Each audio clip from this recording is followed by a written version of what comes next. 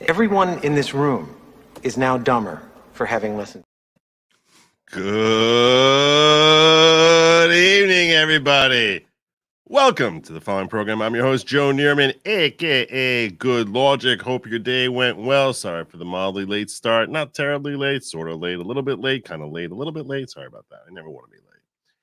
Anyhow, without further ado, I'm going to jump right in. I am literally just going to jump right in. As you're all aware, jury instructions, the jury was very, very much instructed today. I'm going to be reading these jury instructions. I'll read it with the accent that I assume Judge Mershon read it. That may be accurate, maybe inaccurate. I wasn't in the room when it was read. Words are words on paper. They can really be read any way possible. So, speculation on that part. If I get any accenting wrong, it's not for lack of trying. Anyhow, with that being said, I will also pause every once in a while, A, to clear my throat, because this is quite a mouthful, and B, to interject with various thoughts I have about the jury instructions. Jury instructions are very, very important. Very, very important. It's kind of, for the jury deliberation purposes of the trial, it's kind of the rules of the game. It's kind of the rules of the game. And depending on how you set those rules, you can set the rules basically saying that whoever finishes, if you open up a new board game or whatever, I know I just revealed them from like the 1930s.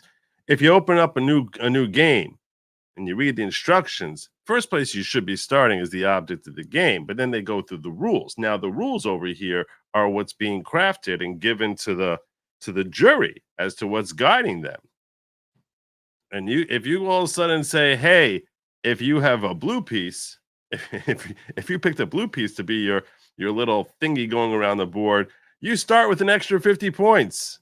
It sort of changes the nature of the game, right? If you, it's like, imagine if you open up a box of Monopoly, it's like new version rules of Monopoly. It's like, oh, if you're a man on the horse, that means obviously you start with an extra $500. It kind of changes everything, like everything, right? So, with that being said, that's all of a sudden one guy here's got $500 more than everyone else. You're like, that's the rules. So now the judge here is laying out the rules that this jury is being directed to play by. That's what the judge is laying out. So without further ado, why don't we check out exactly what rules they are being directed to play by this judge. Things that seem to be relatively normal, I will share with you. This is pretty common. This is logical. Things that seem to benefit one side or another, potentially Trump, potentially the prosecution. I'll try to point that out as well. I'm going to be lacing in different elements that we picked up from the trial as well. So this way we have a better feel for what the jury is deliberating over. They are in the middle of the deliberations. They went home today without having a decision. Some people speculate that there'll be a hung jury. So there you go. There you go. Are they confused by my punctuality? You mock my pain. Life is pain, princess. All right. All right. Without further ado, let's get this going.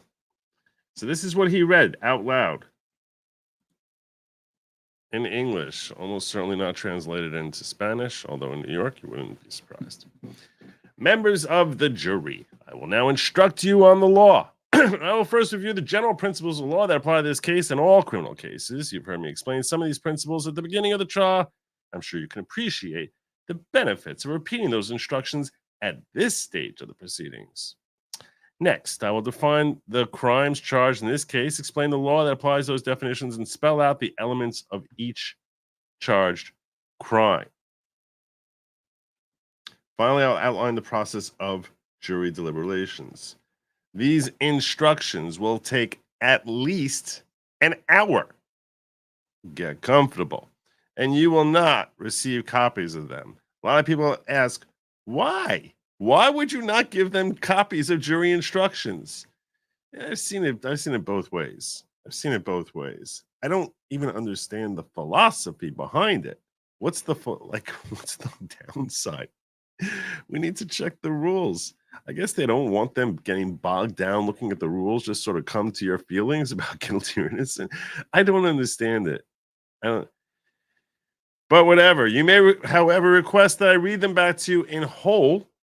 God, no. Or in part, as many times as you wish, and I will be happy to do so. During these instructions, I will not summarize the evidence. Excuse me. I will not summarize the evidence because the more evidence you see, the less likely I'm going to like the results of your entire verdict. Excuse me, that's not what he said. I will not summarize the evidence. For your, as an aside, they never summarize the evidence in jury instructions. That's very common. I made a joke about him not wanting them to actually focus on the evidence per se, but reality is they never summarize the evidence. If necessary, I may refer to portions of the evidence to explain the law that relates to it.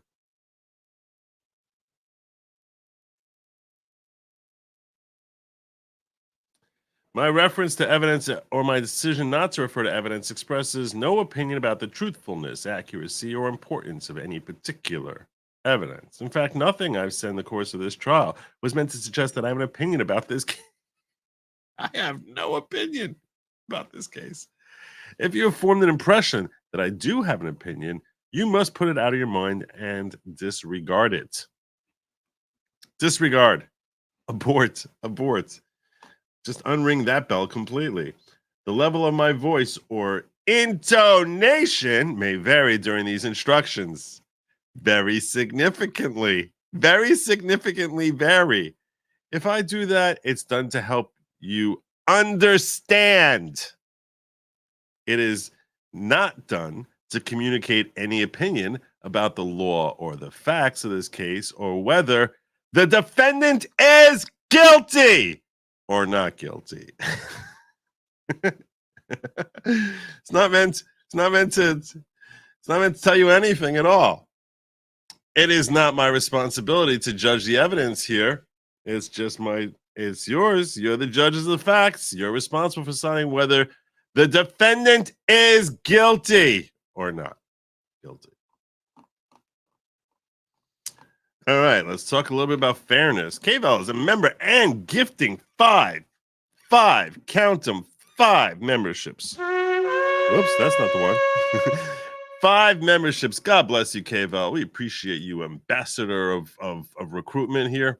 An ambassador of recruitment. And I was rated by Gosney's channel. Welcome, all you guys, folks. Welcome. Welcome. He probably saw this and just saw like, wow, that's an appealable issue. That's an appealable issue. There's another appealable issue.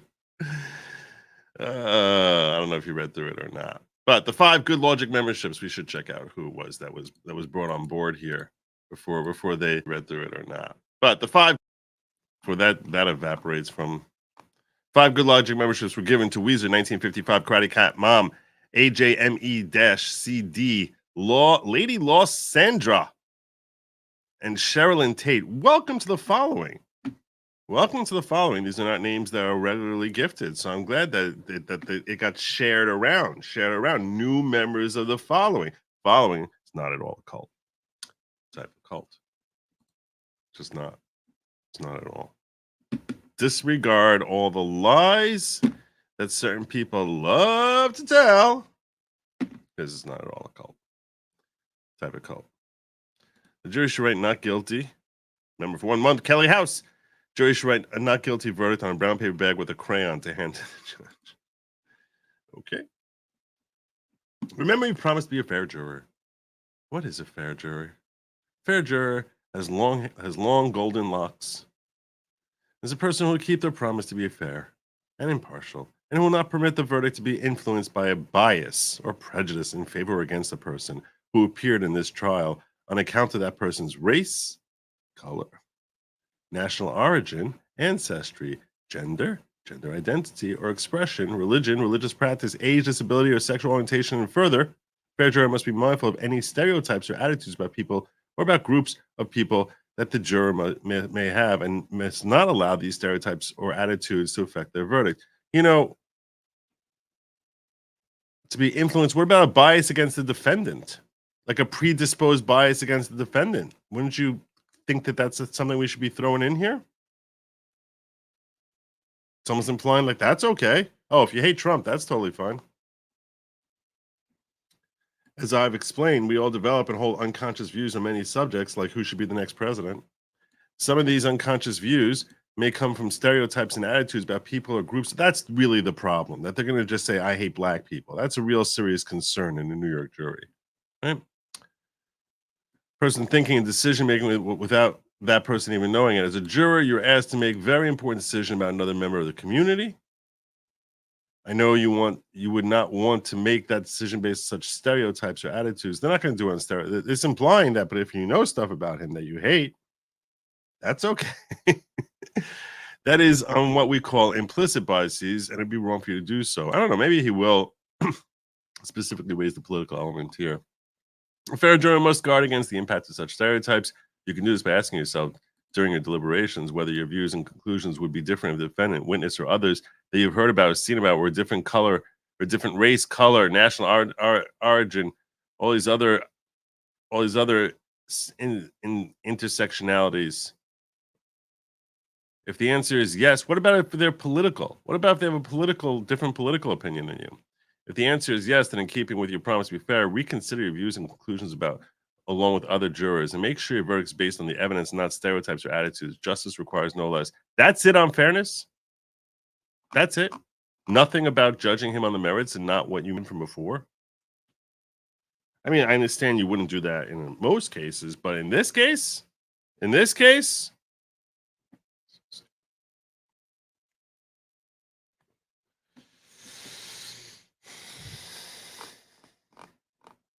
jurors, you will recall that during jury selection, you agreed that you would set aside any personal opinions about. Oh, here we go. Okay, I like this. Okay, fine. I withdraw my criticism. You'll recall that during jury selection, you agreed that you would set aside any personal opinions or bias that you might have in favor or against the defendant, and that you would decide this case fairly on the evidence and the law. Again, I direct you to decide this case on the evidence and the law as it relates to the defendant here on trial. You must set aside any personal opinions or bias you might have in favor or against the defendant. You must not allow any such opinions to influence your verdict. Good. This is a very important thing. This is something that I'm sure Trump asked for, his lawyers asked for, and this is a good thing. Will they listen to it? I don't know, but at least they should be directed that way, right?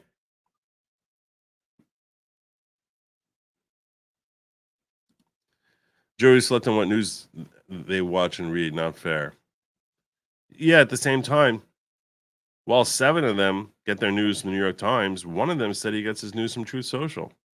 Matt Walsh heard that, and he declared, no way he's going to get convicted. We're looking at a hung jury here. 7 New York Times versus 1 Truth Social. You imagine someone who gets their news from Truth Social, not only gets their news from Truth Social, but is willing to admit it in a New York jury room, in jury selection, is willing to admit it, and they make their way onto the jury. That person's going to vote to convict Donald Trump. Seems difficult to imagine, if in fact he's telling the truth, or she. Sentence not remember also in your deliberations, you may not consider or speculate about matters relating to the sentence or punishment. If there's a verdict of guilty, it'll be my responsibility to impose an appropriate sentence. Okay. Moving along. Evidence. We're going to pretend there was some evidence here, which gives you something to deliberate about. When you judge the facts, you are to consider only the evidence. The evidence in this case includes the testimony of the witnesses, the exhibits that were received in evidence, and the stipulations agreed to by the parties. Remember, a stipulation is information the parties have agreed to present to the jury as evidence without calling a witness to testify. And this happens a lot, and this is standard jury instruction. So very frequently, they'll be like, the parties stipulate that Donald Trump took office on January 20th, 2017 before the first entry was made here. You know what I'm saying? Like, and that then they stipulate that the first entry that was made that was allegedly falsified was made on January 25th, 2017. You know, that way, or January 31st. And you don't sit here, we'll prove to you that this is when it was made. This is something that's understood. I don't know what day the first entry was made. I'm just saying it's the sort of thing that they'd be like, all right, there's nothing to argue about in this.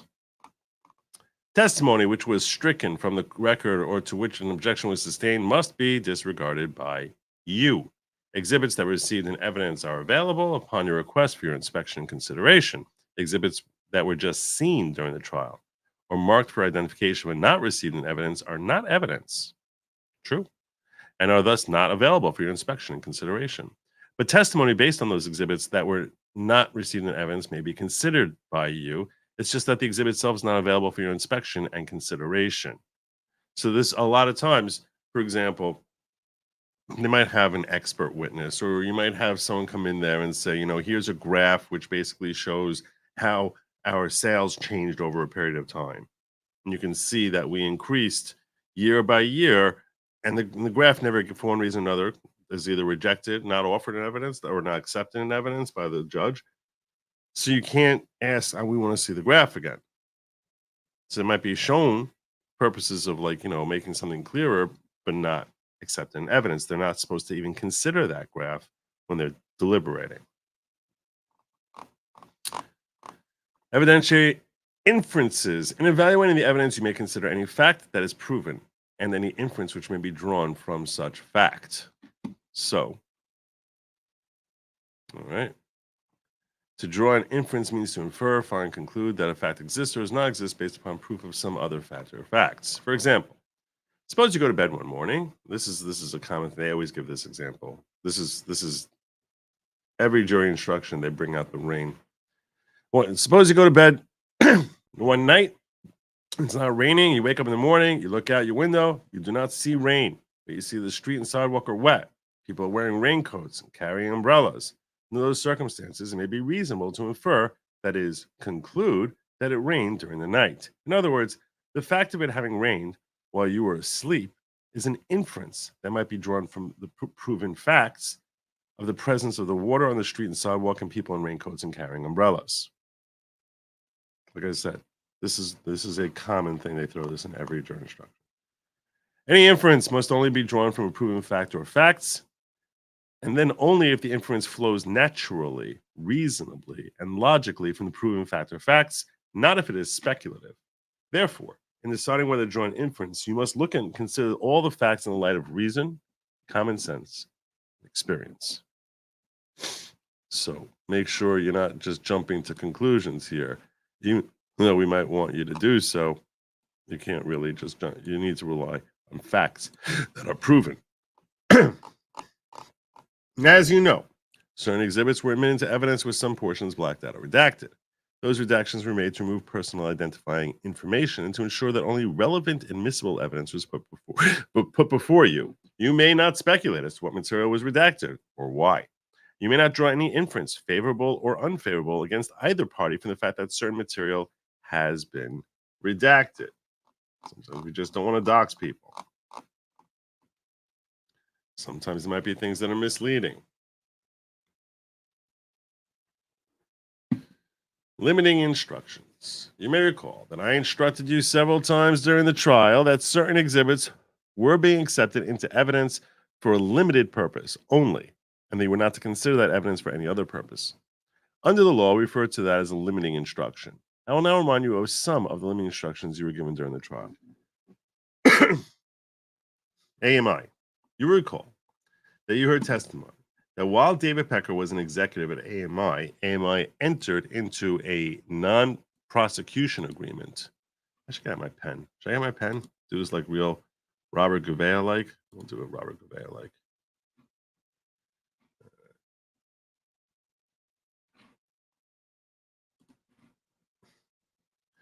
You heard testimony that while David Pecker was an executive at AMI, AMI entered into a non-prosecution agreement with federal prosecutors. Oh, remember that? We talked about that, as well as a conciliation agreement with the FEC. So in other words, they got a deal. They were cut a deal. I remind you that evidence was permitted to assist you, the jury, in assessing his credibility. So, yeah, he cut a deal. And to help provide some context for some of the surrounding events, you may consider that testimony for those purposes only. It's not to imply that there was guilt or, that there was innocence. Neither the non-prosecution agreement nor the conciliation agreement is evidence of the defendant's guilt. You may not consider them in determining whether the defendant is guilty or not guilty of charged crimes. Michael Cohen, let's talk about the elephant in the room, or the elephant who was in the room and is no longer here, but something you're going to have to think about. You also heard testimony that the FEC conducted an investigation into the payment of Stormy Daniels and of responses submitted by Michael Cohen and his attorney to the investigation. That evidence was permitted to assist you, the jury, in assessing Michael Cohen's credibility and to help provide context for some of the surrounding events. You may consider that evidence for those purposes only. Likewise, you recall that you heard testimony that Michael Cohen pleaded guilty to violating the FEC, the Federal Election Campaign Act, otherwise known as FECA.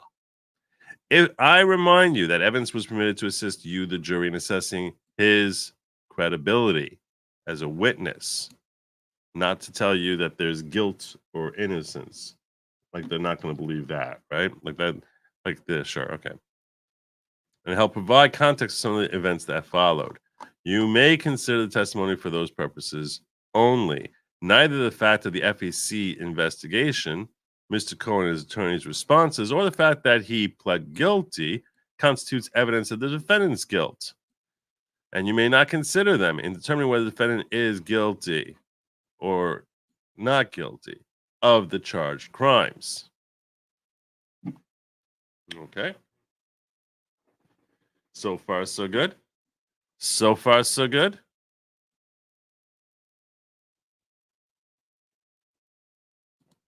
He's not supposed to remove any of them to get a guilty verdict. That's not a thing. That's not a thing. That's not a thing at all. I promised local folks, because there's a check on local, that I'd glance over there. So I'm glancing. I'm officially glancing. It doesn't seem like it's very active right now. I'm not going to kid you. All right. Wall Street Journal news articles. You will recall that certain Wall Street Journal news articles were accepted into evidence during the trial. I remind you now that the articles were accepted and may be considered by you for the limited purpose of demonstrating the articles were published on or about a certain date and provide context for the other evidence. The exhibits may not be considered, don't think about them, by you as evidence that any of the assertions in the articles are true, because that was all friggin' hearsay. Can't rely on that sort of thing. Other hearsay evidence not accepted for its truth. There were other exhibits which contained hearsay and were not accepted for the truth of the matter asserted, but for any other purpose. For example, there were several National Enquirer headlines and an invoice from the Investor Advisory Services. Those were accepted for the limited purpose of demonstrating that the articles were published and the document created, not to tell you that the stories that were contained in there have any truth to them at all, because let's face it, it was the National Enquirer. There were also some text messages that were accepted with a similar limitation. For example, People's Exhibit 171A with respect to Gina Rodriguez.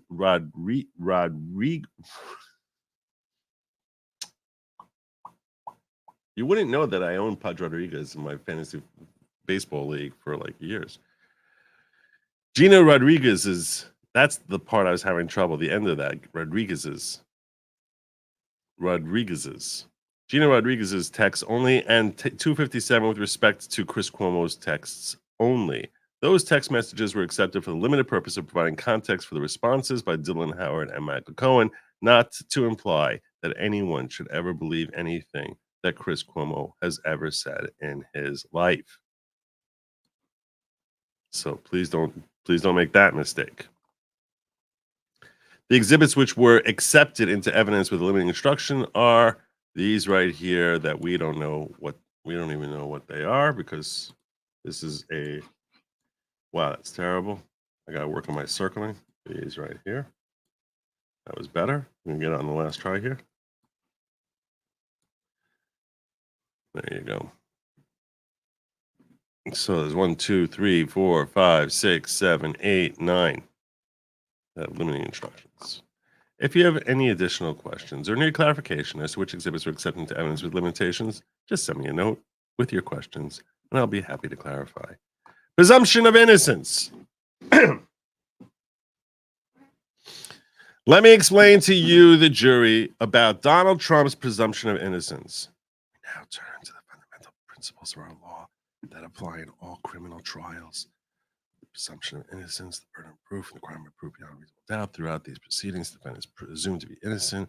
As a result, you must find the defendant not guilty unless, on the evidence presented at this trial, you conclude that the people proven the defendant guilty beyond a reasonable doubt.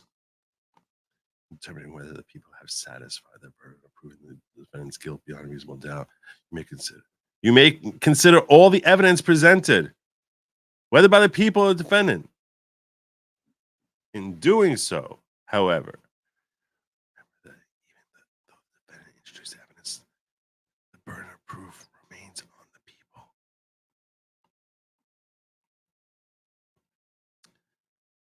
The defendant did not testify. The fact that the defendant did not testify is not a factor from which any inference unfavorable to the defendant may be drawn.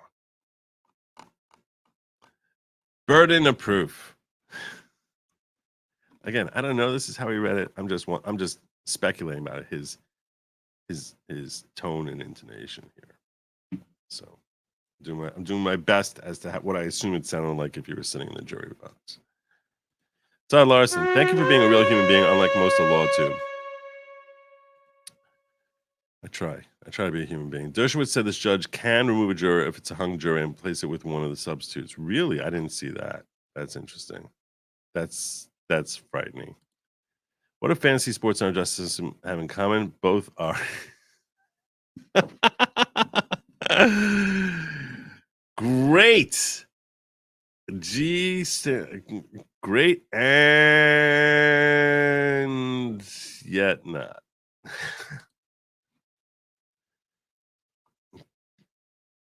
Burden of proof. The defendant is not required to prove that he's not guilty. In fact, the defendant is not required to prove or disprove anything. To the contrary,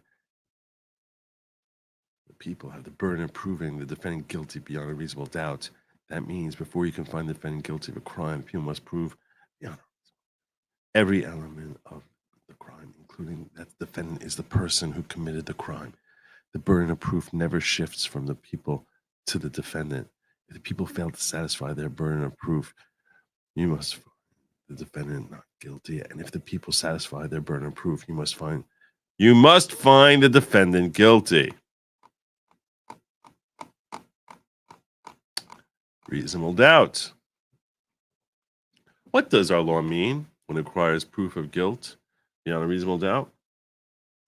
Well, that's pretty much an opinion type of thing.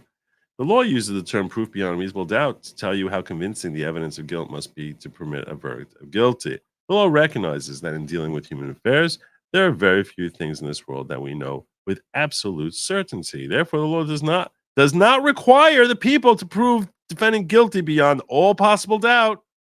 On the other hand, it's not sufficient to prove the defendant is probably guilty. In a criminal case, the proof of guilt must be stronger than that. It must be beyond a reasonable doubt. A reasonable doubt is an honest doubt of the defendant's guilt for which a reason exists based upon the nature and quality of the evidence. It is an actual doubt, not an imaginary doubt. It is a doubt that a reasonable person acting in a matter of this importance would be likely to entertain because of the evidence that was presented or because of a lack of convincing evidence. Proof of guilt beyond reasonable doubt is proof that leaves you so firmly convinced of the defendant's guilt that you have no reasonable doubt to the existence of any element of the crime or the defendant's identity as the person who committed the crime. In determining whether the people have proven the defendant's guilt beyond reasonable doubt, you should be guided solely by full and fair evaluation of the evidence. Well, what about full solely by full and fair evaluation of evidence. After carefully evaluating the evidence, each of you must decide whether the evidence convinces you beyond the reasonable doubt of the defendant's guilt, not someone else's guilt, like Michael Cohen, who's a slimy scumball. Whatever your verdict may be, which should be guilty, but whatever your verdict may be, it must not rest upon baseless speculation. See, none of that, which is why a lot of people say, hey, how do we not have a directed verdict in this case already? Because all they could find guilt on would be baseless speculation. Nor may it be influenced in any way by bias, prejudice, sympathy, or by desire to bring an end to your deliberations or to avoid an unpleasant duty. To bring an end to your deliberations. This is one of the factors that too often influences jurors. And again, all this stuff is stuff that's said at every jury charge. Nothing really unique other than a couple of references to Michael Cohen specifically or Pecker. But historically, a desire to bring an end to deliberations is a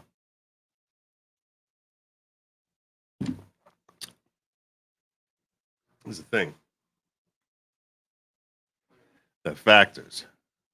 If you're not convinced beyond a reasonable doubt that the defendant is guilty of a charged crime, you must find the defendant not guilty of that crime. And if you are convinced beyond a reasonable doubt that the defendant is guilty of a charged crime, you must find the defendant guilty of that crime. Introduction. As judges of the credibility of witnesses, as judges of the facts, you alone determine the truthfulness and accuracy of the testimony of each witness.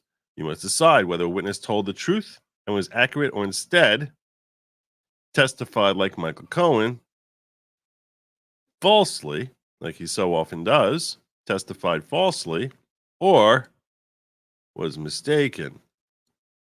You must also decide what importance to give to the testimony you accept as truthful and accurate. It is the quality of the testimony that is controlling, not the number of witnesses who testify. Accept in whole or in part, falsus in uno. Now, a lot of what you heard from Cohen seems like crap, but maybe you believe some of it. That's what this section is. Maybe you believe some of it, and that's cool. That's cool. You might reject a lot of what he said, but this part over here, when you're thinking about all the stuff that Michael Cohen's, obviously lied to you about, maybe some of it you believe. So let me focus on how you're able to actually try and extract whatever little nugget you want to that you think may be truthful. If you find that any witness has intentionally testified falsely as to any material fact, you may disregard that witness's entire testimony, or you may disregard so much of it as you find was untruthful, and accept so much of it as you want to find to have been truthful and accurate.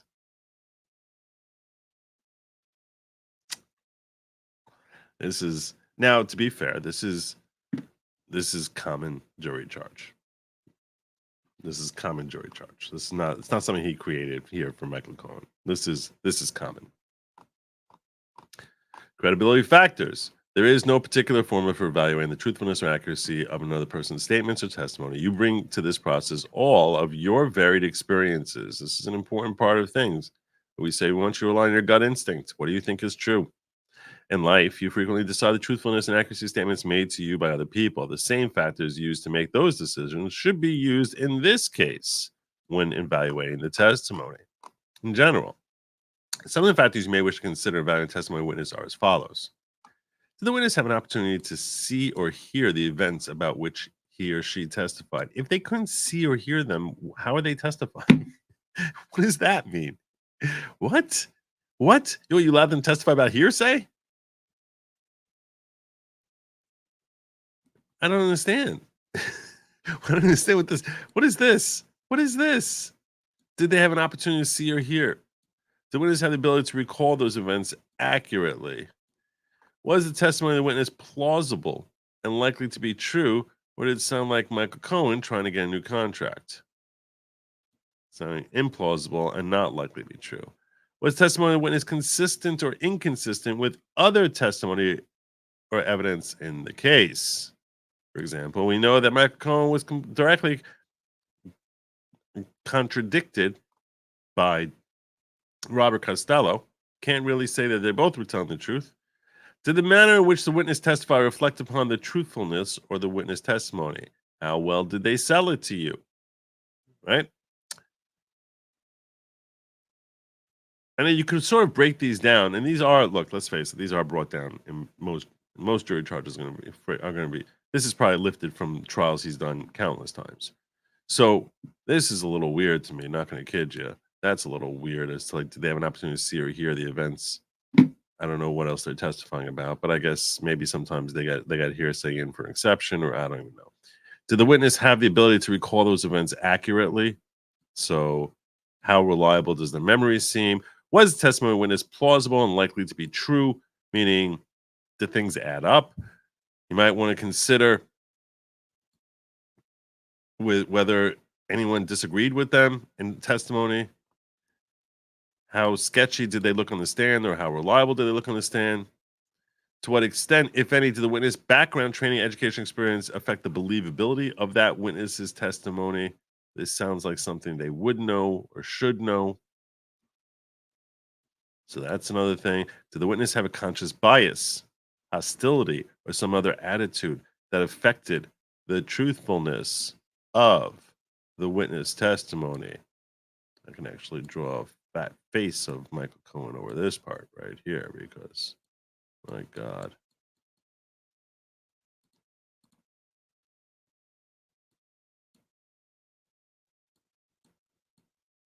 There you go. So you have a conscious bias, hostility. That's, you can tell it's perfect. That's like it's almost like that's a portrait from, like, hanging over his mantle. So the witness show an unconscious bias, an unconscious bias. That is a bias that the witness may have even unknowingly acquired from stereotypes and attitudes about people or groups of people. And over here, we're very concerned that the jurors have unconscious bias. And if so, did that unconscious bias impact that witness's ability to be truthful and accurate? Motive. Here's another part he probably whispered through.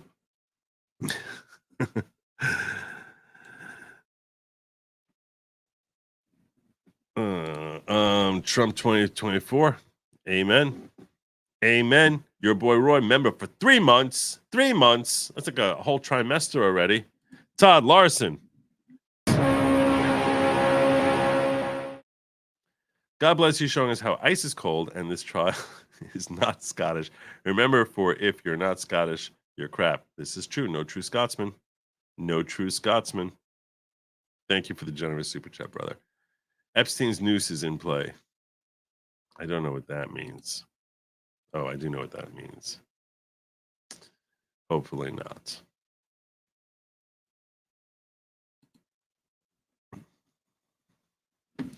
You may consider whether a witness had a motive, a massive podcasting motive, anger, bitterness about not being brought into the administration kind of motive. If a witness had a motive to lie, you may consider, or I don't know, selling a book, selling a stormy book. If a witness had a motive to lie, you may consider whether and to what extent, if any, the motive affected the truthfulness of the witness's testimony. And if you don't love all of it, you can still keep the parts that you like. Keep the parts you like. If a witness did not have a motive to lie, you may consider that as well in evaluating the witness's truthfulness. So there you go. There's no motive. Whoa, that's not good. You may consider whether the witness hopes for or expects to receive a benefit for testifying. Oh, what are we thinking of here? Huh? If so, you may consider whether or not and to what extent it affected the truthfulness of witness testimony. You may consider whether the witness has any interest in the outcome of this case, or instead whether the witness has no such interest. Wonder who that's talking about also. You're not required to reject the testimony of an interested witness or to accept the testimony of a witness who has no interest in the outcome of the case. Thanks for sharing that factor with us. You may, however, consider whether an interest in the outcome of the lack of such interest affected the truthfulness. Hey, foxy lady. You're going to need help. All right. Uno momento, por favor.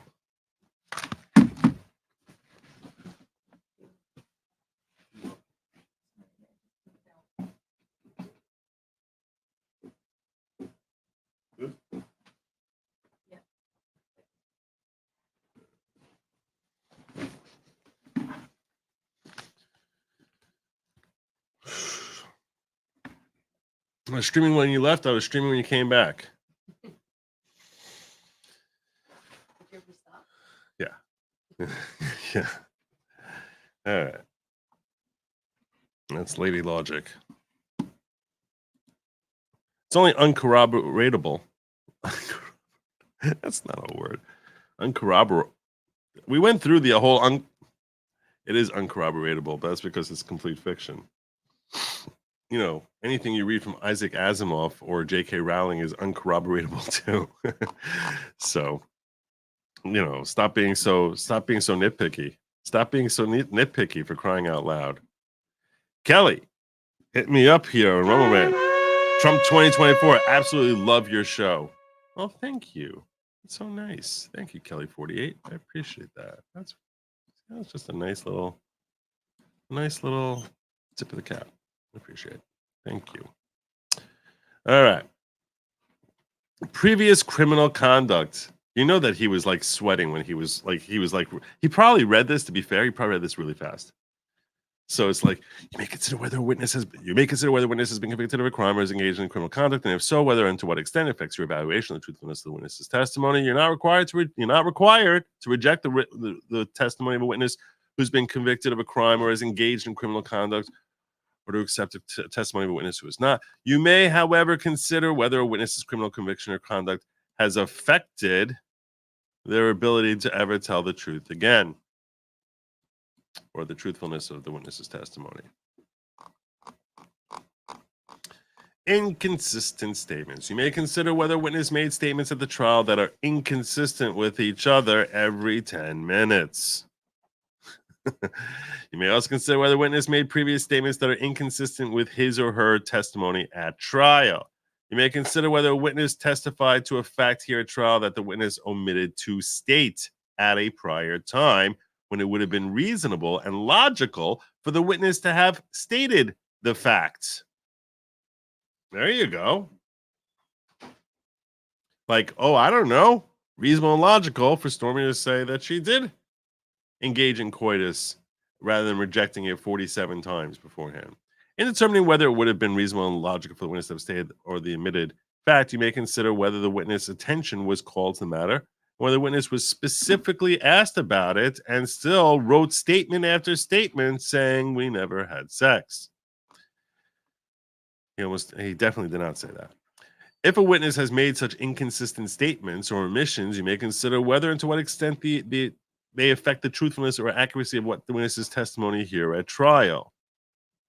Please disregard the 1970s porn music that we played here for your convenience when Stormy was on the stand telling that cheesy tale about how Donald Trump was dressed like Hugh Hefner and twirling a sash around while sitting on a bed, and doing this with a fake mustache he had on.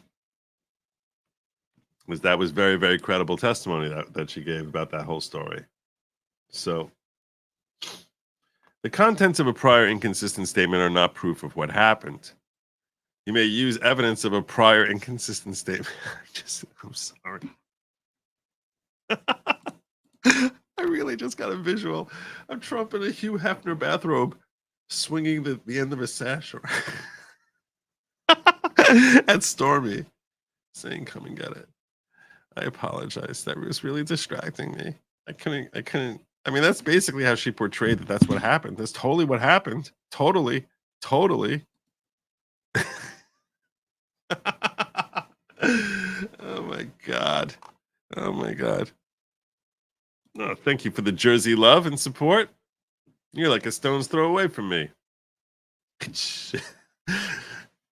Oh my God. Oh my God. The contents of a prior inconsistent statement are not proof of what happened. What? What? What does that mean? The contents of a prior inconsistent statement are not proof of what happened. You may use evidence of a prior inconsistent statement only to evaluate the truthfulness of accuracy as to the witness's testimony here at trial. Oh, okay. I see what this is. I see what this is. So there is an exception to hearsay. Let me just focus on. Let me take out this other stuff which might be distracting you and tell you this part here that he's focusing on. What is that? So there's an exception to hearsay for a prior inconsistent statement, meaning an out-of-court statement that you made somewhere else or someone else made to you or whatever. So that's going to be omitted for hearsay. Let's say you're on cross-examination. And the person says, so you testified here that you and Trump had sex. Well, there was this out-of-court statement you made. Didn't you go on Jimmy Kimmel and tell an audience of millions that you and he never had sex? So the other side can say, objection, hearsay. Out-of-court statement being offered to prove the truth of the matter asserted. Well, there's an exception. The exception is now that it's a prior inconsistent statement. You cannot now say that because she said it on Jimmy Kimmel, that means what she said on Jimmy Kimmel is true.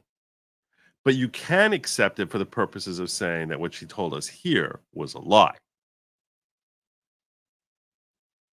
To question her credibility. Or let's say she told a story over that she went to the bathroom, came out, he's on the bed.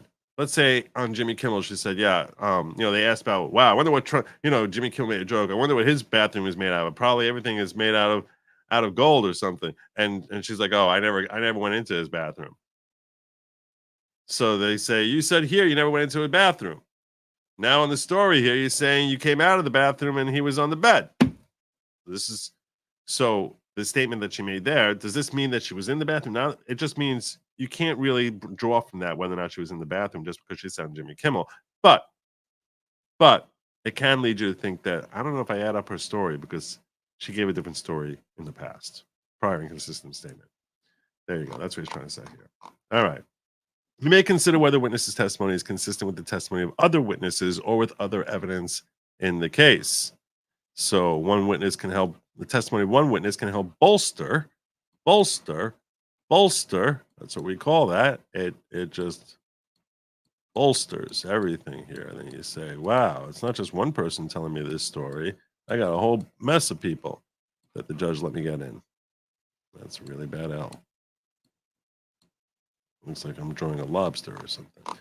If there were inconsistencies by or among witnesses, you may consider whether they were significant inconsistencies related to important facts, or instead, whether the kind of minor inconsistencies one might expect from multiple witnesses to the same event. In fact, if two people tell the exact same story, that usually does sound rehearsed. All of this stuff that he's saying here, by the way, everything we've seen, these are things that he says in every trial. So I'm joking around about how it relates, but 97% of what we've read through so far is stuff he says every single trial. Witness pretrial preparation. You have heard testimony about the prosecution and defense counsel speaking to a witness 10 times, according to Michael Cohen, although it's unclear whether they ever spoke with Alvin Bragg because he seemed to change his story about that. But he had 10 meetings with the ADA. That's a prior inconsistent statement, for example, right? Prior inconsistent statement is that he publicly tweets out that he met with Alvin Bragg, and on the stand he swears that he never met Alvin Bragg in his life. So you heard that they met with each other before the witness testified. He even told you that. The law permits the prosecution and defense counsel to speak to witnesses about a case before the witness testifies. That's standard. It's kind of malpractice not to. And permits a prosecutor or defense counsel to review the witness the questions that will or may be asked at trial, including the questions that may be asked on cross-examination. That's standard trial prep. You have also heard testimony that witness read or reviewed certain materials pertaining to his case before he testified at trial. The law permits a witness to do this, so that's totally cool. We got no problem with that. Speaking to a witness about his or her testimony and permitting the witness to review materials pertaining to the case before the witness testifies is normal. It's a normal part of preparing for trial. It's not improper as long as it's not suggested the witness depart from the truth.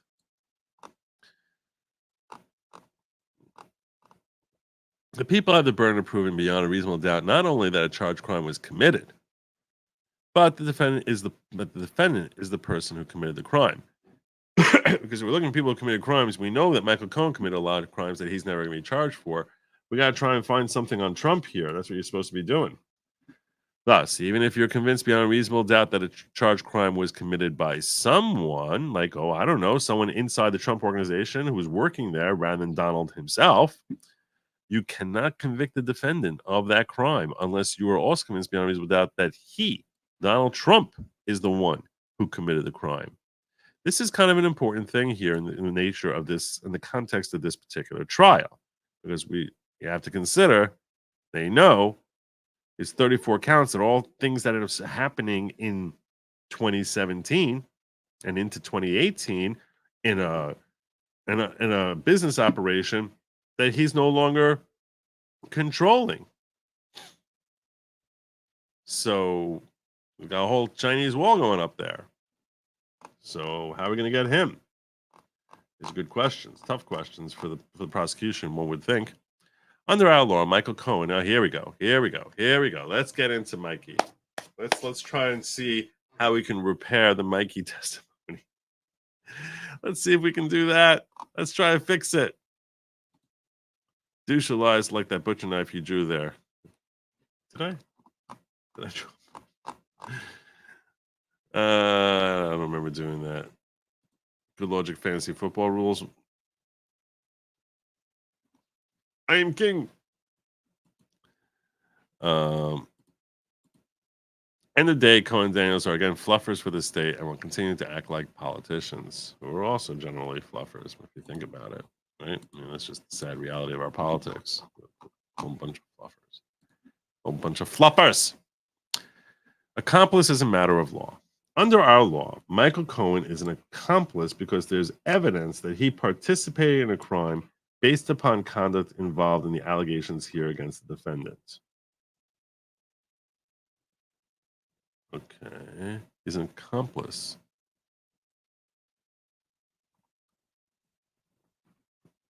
Our law is especially concerned about the testimony of an accomplice who implicates another in the commission of a crime, particularly when the accomplice has received, expects, or hopes for a benefit in return for his testimony. So he would be an accomplice to this crime. Therefore, our law provides the defendant may not be convicted of any crime upon the testimony of an accomplice unless it is supported by corroborative evidence tending to connect the defendant with the commission of that crime. Ooh. So what's your corroborating evidence? Probably the books themselves, right? It's probably the books themselves. You can't rely on an accomplice, because Michael Cohen is an accomplice here, unless it's supported by corroborative evidence tending to connect the defendant with the commission of that crime. This is why they were so freaked out about that phone message and trying to make a big deal about that. That he knows. What are you left to corroborate that he knows? How do you know that he knows anything about this? How do we know he knows this? I mean, unless you're trusting that phone call, which was 93 seconds long, and we know he called for, and he claimed that that's the call that I told him that the deal was done with Stormy, and then on cross-examination recognized that, oh, during that 93 seconds, I also went through the whole story that was going on with the guy who was crank calling me. And I was on Schiller's phone talking to Schiller about that. Somehow managed to squeeze that into Trump. In other words, even if you find the testimony of Michael Cohen to be believable, you may not convict the defendant solely upon that testimony, unless you also find that it was corroborated by other evidence tending to connect the defendant with the commission of the crime. I don't know how they're going to get past this. What corroborating evidence do they have? The corroborating evidence need not by itself prove that a crime was committed or that the defendant is guilty, but the law requires that there be evidence that tends to connect the defendant with the commission of the crime charged in such a way as may reasonably satisfy you that the accomplice is telling the truth and about defendant's participation in that crime. Well, what the hell is their corroborating evidence? In determining whether there is the necessary corroboration, you may consider whether there is material, meaning not insignificant. In this context, the word material is meaning the opposite of insignificant. It means significant. Believable evidence apart from the testimony of Cohen, which itself tends to connect the defendant himself, Donald Trump himself, with the commission of the crime. You may also consider whether there is material believable evidence apart from the testimony of Michael Cohen, which, while it does not itself tend to connect the defendant with the commission of the crime charge, it nonetheless so harmonizes with the narrative of the accomplice as to satisfy you that the accomplice is telling the truth about the defendant's participation in the crime, and thereby tends to connect the defendant to the commission of the crime. I will now instruct you on the law applicable to the charge offenses. Here we go. This is where things start going a little bit wonky here. Buckle up and listen to the charged crimes, because this is the first time anyone's finding out what the charged crimes are. We don't really know. We know there's New York Penal Code 17510, but there's got to be a predicate crime here. So tell us what that is, Judge. The offense is falsifying business records in the first degree, 34 counts. Okay?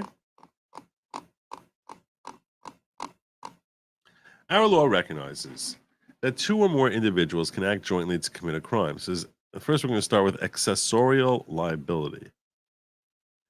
Our law recognizes that two or more individuals can act jointly to commit a crime, and that in certain circumstances, each can be held criminally liable for the acts of the others.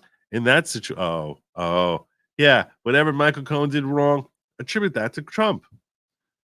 In that situation, those persons can be said to be acting in concert with each other. Our law, as interpreted by Judge Merchan, defines a circumstance upon which one person may be criminally liable for the conduct of another. That definition is as follows. Okay. When can Trump be liable for someone else's crime? When one person engages in conduct which constitutes an offense, another is criminally liable for such conduct when acting with the state of mind required for the commission of that offense. So he's got to be trying to commit a crime. He or she solicits, requests, commands, which I'm going to say he's commanding, importunes, or intentionally aids such person to engage in such conduct.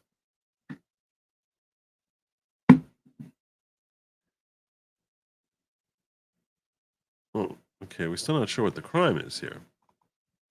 Under that definition, mere presence at the scene of a crime, even with the knowledge that a crime is taking place, or mere association with the perpetrator of the crime, does not by itself make a defendant criminally liable for that crime. Otherwise, we'd all be guilty for sitting in a room with Michael Cohen, because this guy commits crimes every 10 minutes. So just because you're present here when he committed perjury, sitting 3 feet away from me, doesn't mean you committed a crime. Also, if Trump is there when he's committing all his other crimes, that doesn't make him liable. In order for the defendant to be held criminally liable for the conduct of another which constitutes an offense, you must find beyond a reasonable doubt: 1, that he solicited, requested, commanded, opportunity, or intentionally aided that person to engage in that conduct. So he either asked him to do it,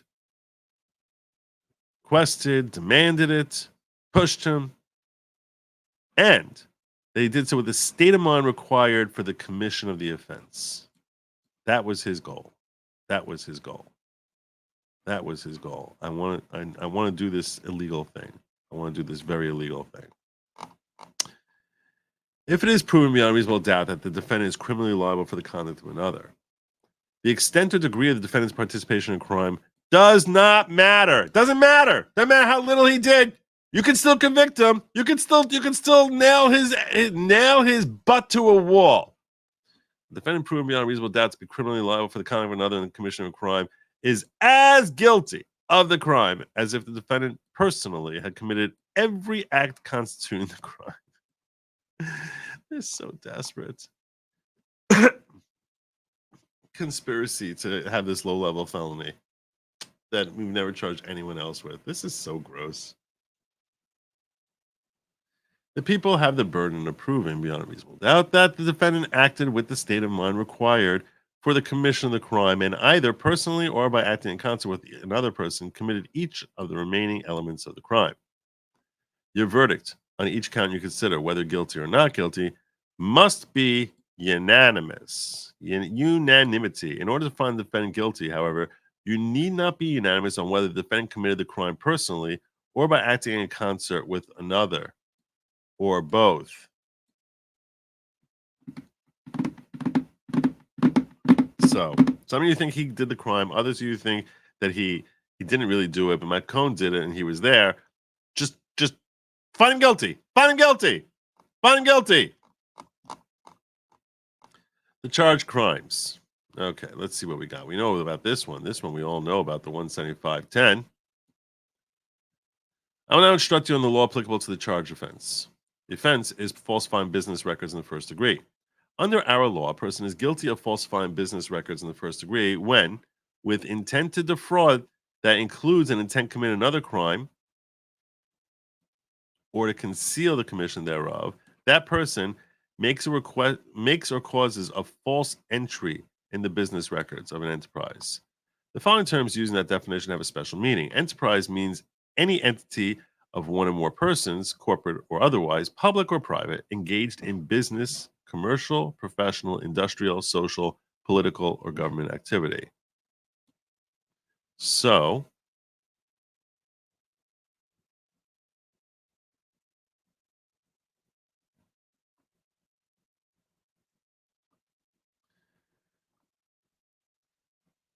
okay.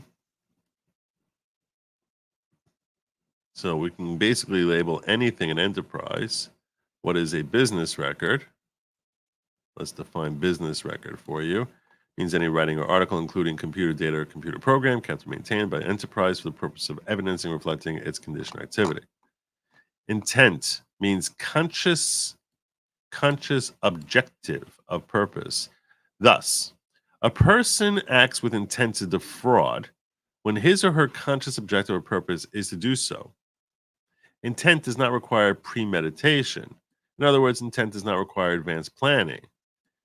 Doesn't have to be made in advance. It can be sui sponte, on the spot.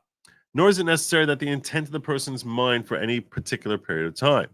Intent can be formed and need only exist at the very moment the person engages in prohibited conduct or acts to cause the prohibited result and not at an earlier time. The question naturally arises as to how to determine whether a defendant had the intent required for the commission of a crime when no one has any idea what the hell he was thinking. How can we possibly figure that out? That's why you have reasonable doubt. That's exactly why you have reasonable. Oh, wait, that's not what he's saying. To make that determination in this case, you must decide if the required intent can be inferred beyond a reasonable doubt. Beyond a reasonable doubt that's why he did this. That's why he did this, to commit a crime. From the proven facts, not from whatever you hate about him. Good luck with that. In doing so, you may consider the person's conduct and all circumstances surrounding that conduct, including but not limited to the following. Yeah, but what, if anything, did the person do or say? Doesn't seem like he did anything. We have 30 seconds of him on a phone call. What result, if any, followed the person's conduct?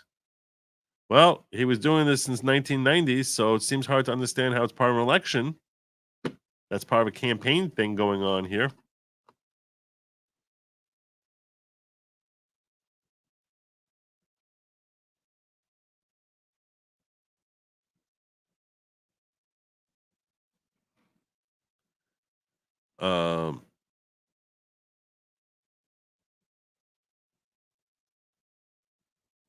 and what that results, the natural, necessary, and probable consequence of that conduct. Was that result the natural, necessary, and probable consequence? So these are all the things. These are three things. Three things. Wow, that was, looks like it was drawn by a child. Not much better. It's not easy to draw with a mouse. Well, three. Three things that you three types of circumstances. What, if anything, did the person do or say? What result, if any, followed? And what's the result? Was the result natural consequence? Therefore, in this case, from the facts you find to have been proven, decide whether you can infer beyond a reasonable doubt the defendant had the intent. Are we positive he had the intent required for the commission of a crime? It's unbelievable this is not a directed verdict. Intent to defraud. Because how can anyone come to a conclusion beyond a reasonable? It's just astonishing. It's astonishing. As I previously explained, a person acts with intent to defraud when his or her conscious objective or purpose is to do so. In order to prove an intent to defraud, the people need not prove the defendant acted with the intent to defraud any particular person or entity. A general intent to defraud any person or entity. So you wanted to prove who he's trying to defraud.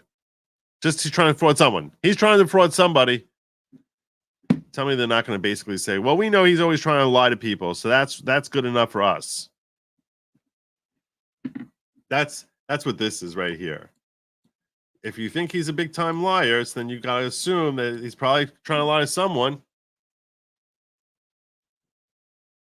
How many jurors basically heard this and said, there we go. There's my intent. General intent to defraud any person. Intent to defraud is also not constricted to an intent to deprive another person of money. It can extend beyond economic concerns. Anyway, if you think he's being deceitful, how do you know this? Because we got an admitted perjurer on the stand here who told you about it. So gross. Everything about this case is so gross.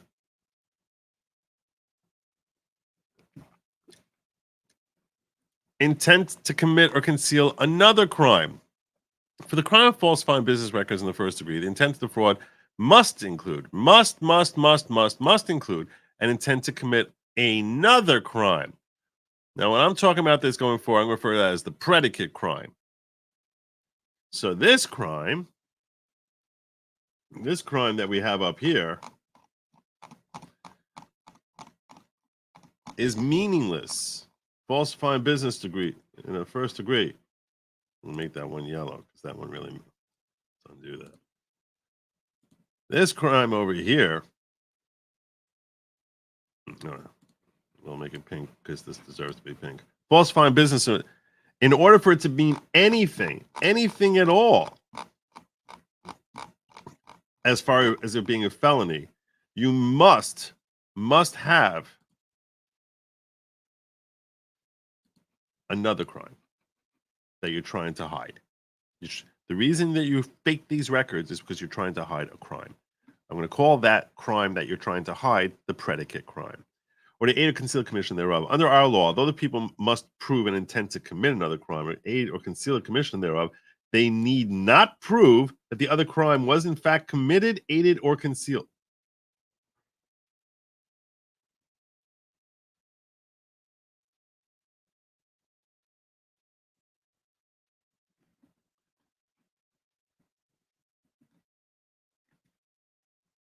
Really? Really? We're trying to conceal it after the fact when no crime was committed? Just attempted? Really? Really? You don't have to prove that the predicate crime was committed, aided, or concealed? You don't have to prove that? Are you kidding me? Ridiculous. Ridiculous.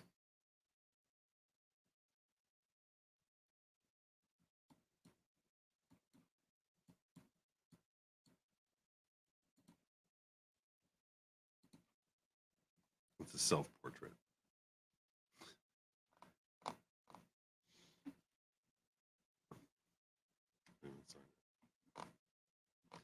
New York election law 17-152 predicate. Okay, so what's the predicate crime? What are the potential predicate crimes? The people allege that the other crime, this is a newsflash in case, because you haven't heard anything about this until now. So we got 17-152. The people allege that the other crime the defendant intended to commit, aid, or conceal is a violation of New York election law, section 17-152.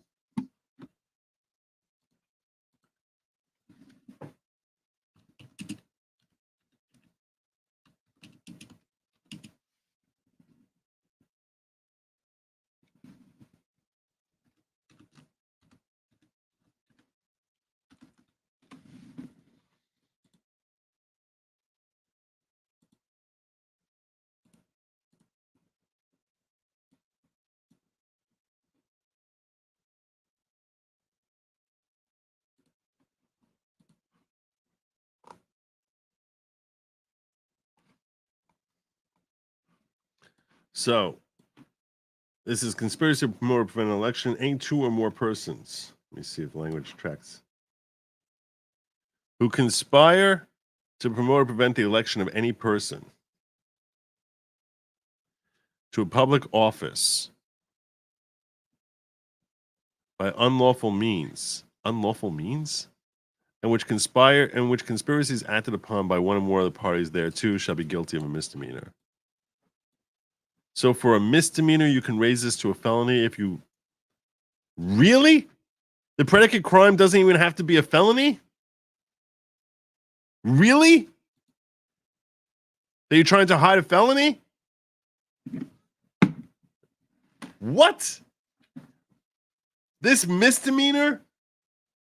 A misdemeanor can serve as the predicate crime that now, because you made a falsify record, which is a misdemeanor, that misdemeanor of falsifying the record raises up to a felony because you're trying to hide the misdemeanor, the other misdemeanor. Wow. This is so messed up. Oh my God. Oh my God. Oh my God.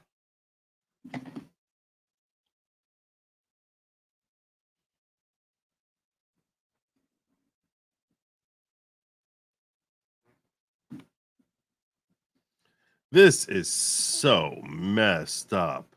So messed up. Wow. Wow. This is so messed up. Under our law, a person is guilty of such conspiracy when, with intent that conduct be performed that would promote or prevent the election of a person to public office by unlawful means, he or she agrees with one or more persons to engage or cause the performance of such conduct. Knowledge of a conspiracy does not itself make the defendant a co-conspirator. The defendant must intend that conduct be performed that would promote or prevent the election of a person to public office by unlawful means. And what's the unlawful means? What is the unlawful means? Is the NDA unlawful? What part of this is the unlawful means? This means you need another predicate crime for the predicate. Intent means conscious, objective, or purpose. Thus, a person acts with the intent that the conduct be performed that would promote or prevent the election of a person to public office by unlawful means when his or her conscious objective or purpose is that such conduct be performed. Knowledge of a conspiracy does not itself. It must intend that the conduct be performed that would promote or prevent the election of a person.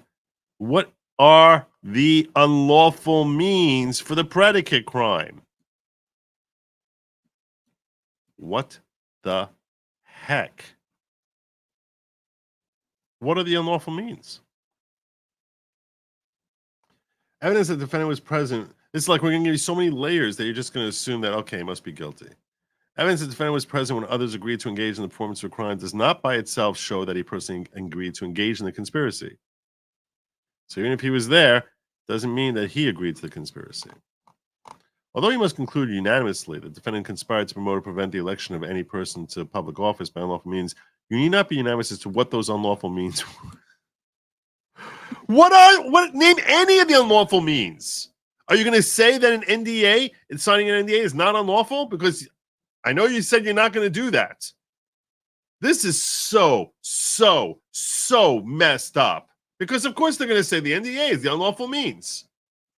I think it's unlawful to have her sign a catch and kill. We kept hearing catch and kill, catch and kill. That must be, it sounds very illegal when you phrase it that way, catch and kill. Even though it's perfectly legal. But I'm going to consider that the unlawful means that they're trying to steal the election. That's now the predicate crime.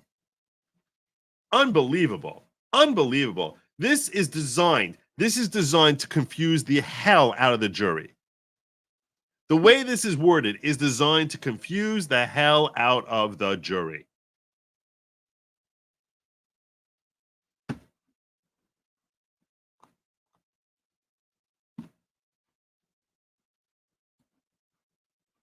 I mean, this is such error. This is such clear error.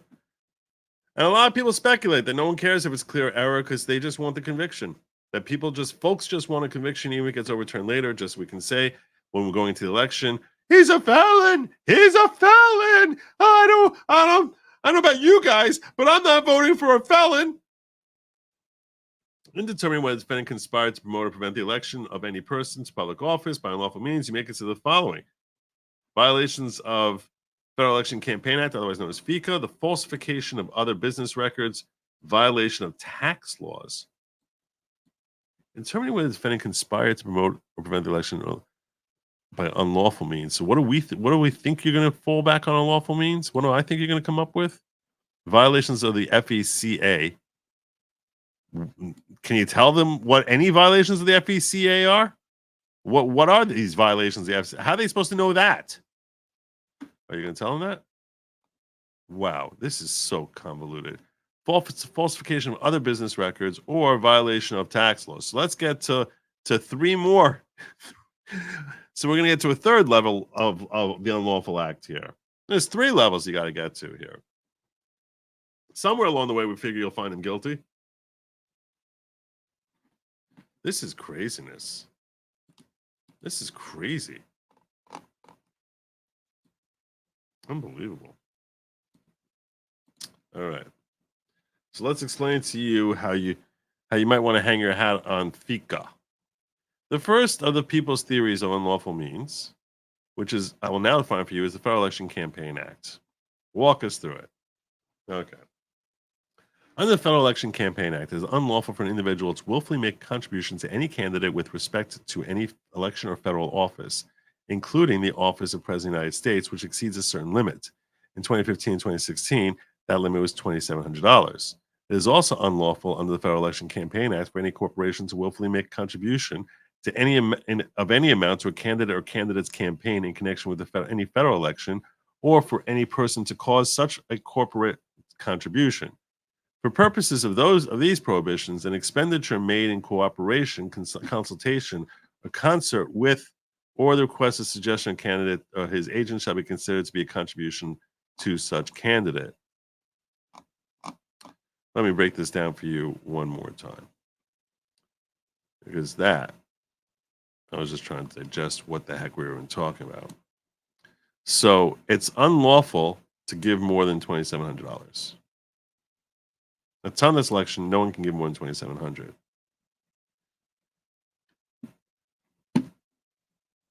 It's also unlawful for any corporation to willfully make contribution of any amount to a candidate's campaign in connection with any federal election, or for any person to cause such corporate contribution. What? Corporations can't donate money? What?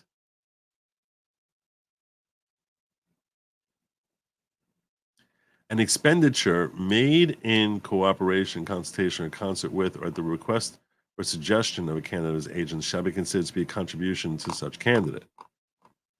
The terms contribution and expenditure include anything of value, including any purchase, payment, loan. Remember that loan that he made? Remember that loan? That loan or advance made by any person for the purpose of influencing or election federal office. Under federal law, a third party's payment of the candidate's expenses is determined to be a contribution to the candidate unless the payment would have been made irrespective of the candidacy, which everyone knows that he was buying this sort of stuff since the 90s. But If the payment were made even in the absence of candidacy, the payment should not be treated as a contribution. FICA definitions of contribution and expenditure do not include any cost incurred in covering or carrying a news story, commentary, or editorial on a magazine, periodical publication, or similar press entity, so long as such activity is a normal, legitimate press function. This is called the press exemption. For example, the term legitimate press function includes solicitation letters seeking a new subscribers to a publication.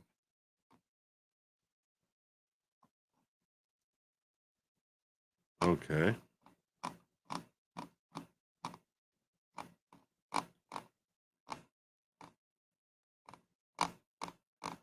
Here's another theory of the unlawful way. The second of people's theories of unlawful means, which I will define for you now, is the falsification of other business records. Under New York law, a person is guilty of falsifying business records in the second degree when, with intent to defraud, he or she makes or causes a false entry in the business records of an enterprise. I previously defined for you the terms enterprise, business records, and intent to fraud. Purposes of determining whether falsifying business records in the second degree was an unlawful means used by a conspiracy to promote or prevent an election here, you may consider the bank records associated with Michael Cohen's account formation paperwork for Resolution Consultants and Essential Consultants, LLC. Well, I'm walking you through here. It's like, how can I spell out for you why I want you to find him guilty? Okay, so we're going to consider his... This is crazy. This is crazy. Let me walk through how it is that you'll find him, that I'm expecting you're going to find him guilty. For purposes of determining whether falsifying business records in the second degree was an unlawful means used. So consider this. The bank records associated with Michael Cohen's account formation of Resolution, so he had to do that. The bank records associated with Michael Cohen's wire to Keith Davidson.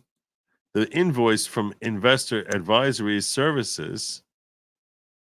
And the 1099 miscellaneous forms that the Trump organization issued to Michael Cohen. So what about them? What part of this was illegal? What part of this was unlawful?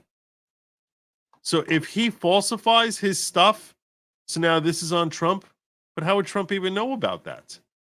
There's not even a claim that Trump knew that he was taking out this HELOC or lying to a bank. This is so designed. This is basically designed. I'm going to just confuse you with legal terms that there's no way you're going to understand, even if you're a lawyer, when you're just listening to me read this to you. And I'm not going to let you even look it over. This is so messed up. Oh my God. Horrible. This is horrible. This is horrible error of law. This is horrible legal error. How the heck can any jury possibly understand anything that he's talking about here? How? Because this basically sounds like him making the payment was illegal. That's what this sounds like. That's how this reads. Anyone hearing him just read this out loud is going to basically say, oh, okay, I guess Michael Cohen's payment was illegal and I can attach, and he's an accomplice of Trump because he's benefiting Trump, so therefore Trump is guilty. This is designed to confuse, befuddle the jury into convicting him. That's how this reads to me. There's no way anyone could read this and not be completely confused. This is a travesty. This is not justice.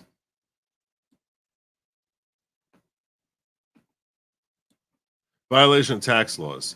The people's third theory of unlawful means, which I will define for you now, is violation of tax laws. Under New York State and New York City law, it's unlawful to knowingly supply or submit material false or fraudulent information in connection with any tax return. Likewise, under federal law, it's unlawful for a person to willfully make any tax return statement or other document that is fraudulent or false as to any material matter, or that the person does not believe to be true and correct as to every material matter. Under these federal state laws, such conduct is unlawful, even if it does not result in the underpayment of taxes. What an embarrassment this is. This is what I tweeted out yesterday about. This is the judge saying that you can actually throw Trump behind bars if they falsified records that led to him, that basically led to the government receiving too much taxes. That the government and the IRS got rich. That's a crime. That's a crime.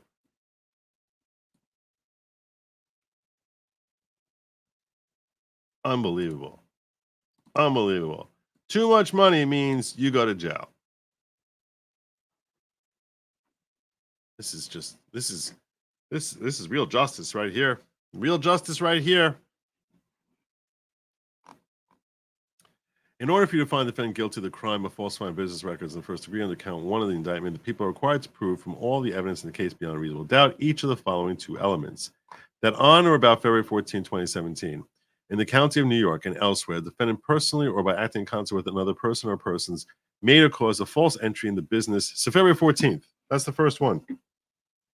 February 14th, 2017. February 14th. That's the date.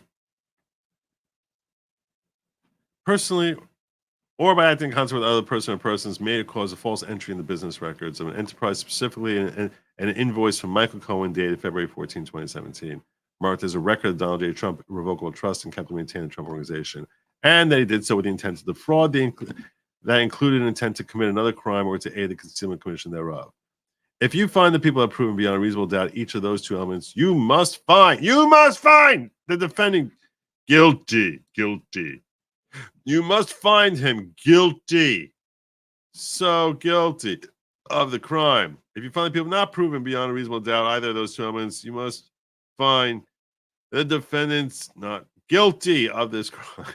You have now heard me define the law for count 1. There are 33 remaining counts in this indictment, each for falsifying business records in the first degree, and each occur in New York County. The only difference is that each count pertains to a different business record and possibly a different date. The underlying law applies the same way to each remaining count, so I'll repeat it in full one more time before I read count 34. Of course, you can ask me to repeat the law in its entirety as many times as you wish, and I'll be happy to do so. Only too happy to do so. All right, so we're going to move forward. This is just... He numbers them off.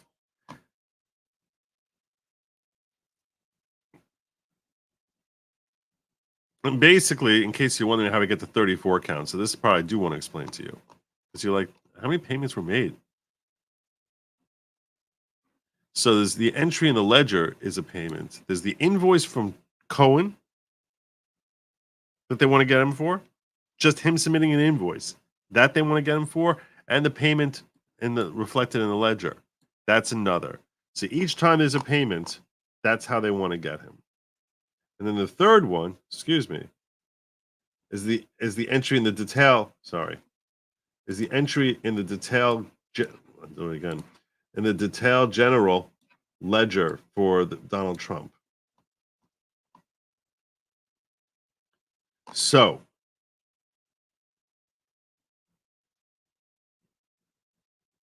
for a different voucher number, 84260. This one's 82457. Then they have this fourth count pertaining to the Trump revocable bearing check number 00138. So that's the fourth count, all associated with this one payment. So crooked. This is so crooked.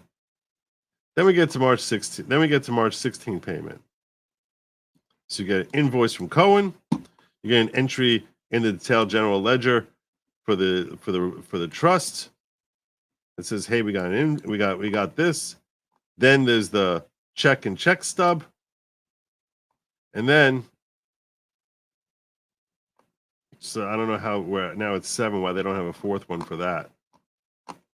But I guess there wasn't the same number of entries there. 8th one comes to the April payment. So you get an invoice from Michael Cohen, marked as record of Donald Trump and kept maintained. 9th count comes to June. I don't know what happened to May, but the 9th count comes from June 2017, bearing this voucher number, and that's an entry in the ledger. I don't know where the invoice is from Cohen. I guess he wasn't invoicing anymore. They just were paying him. 10th count pertains to a check that was cut, and the check stub for June. 11th count, I guess they went out of order because they're bozos in the DA's office.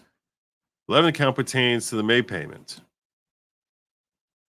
First, we have the invoice from Michael Cohen, and then you have they put it in the general ledger. I guess they lost the check. Oh, here's the check. Check is the 13th count. 14th count is, wow, they did this like they're basically drunk. Let's go back to the June payment again. That's the invoice. And then the 15th count comes from the June general ledger entry from Trump.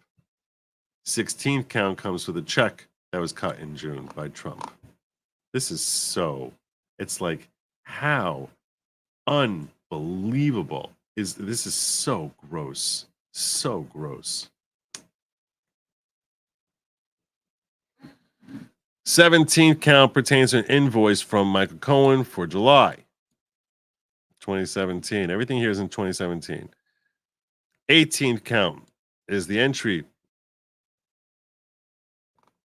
of that invoice. 19th count is the check that was cut for July.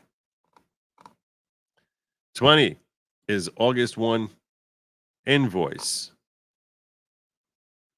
2021 is the entry in the detail general and the entry in the ledger for August. 22 is the check that was cut for August. 23 is the September invoice. 24 is the entry in the general ledger for September. 25 is the check cut for September. 26 invoice for October for Michael. 27 is the entry in the ledger for October. 28 is the check that's paid for October. 29, November invoice from Michael Cohen. 30th is the November ledger entry. 31 is the check for November. 32 is the invoice for December for Michael. 33 is the entry in the ledger for December, and 34 is the check.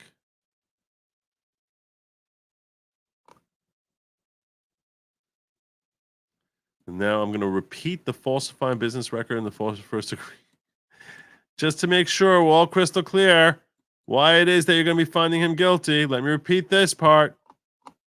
This is crazy. So I'm not going to read his repeats. It sounded ridiculous enough the first time around.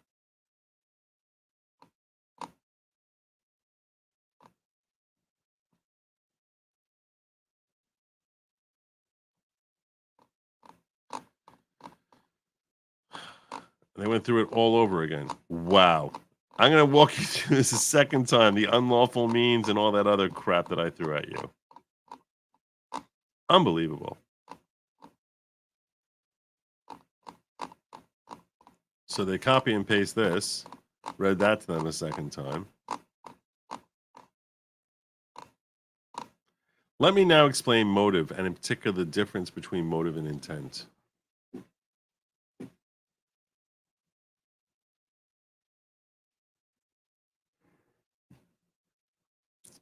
Let me pause before we do that and see anything that's happening in my chats.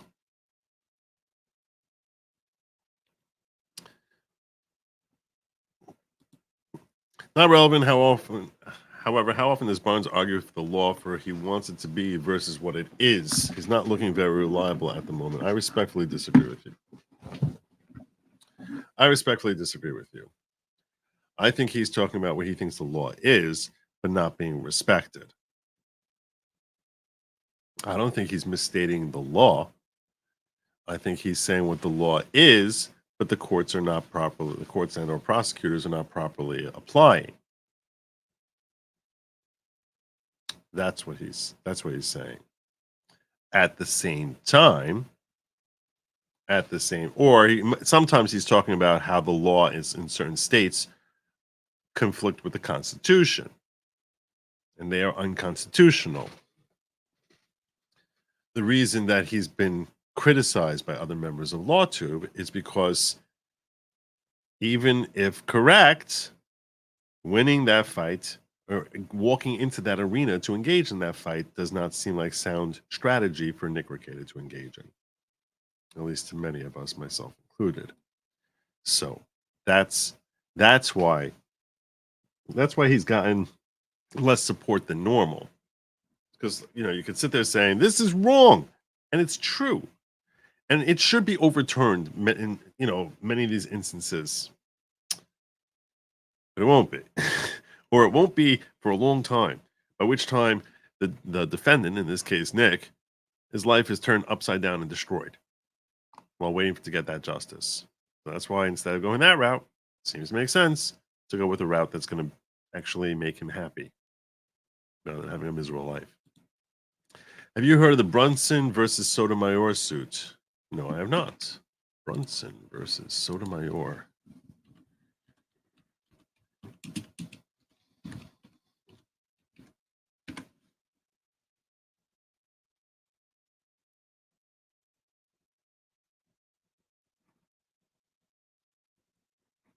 That's interesting.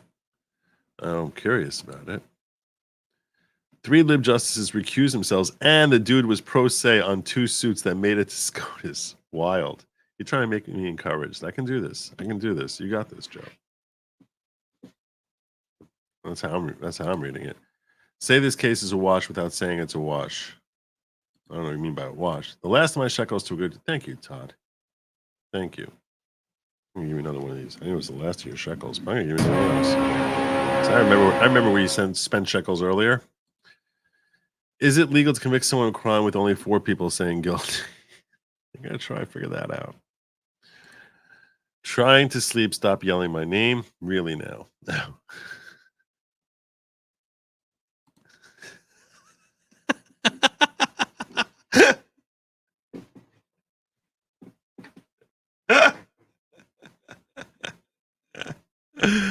That's great, Worcestershire.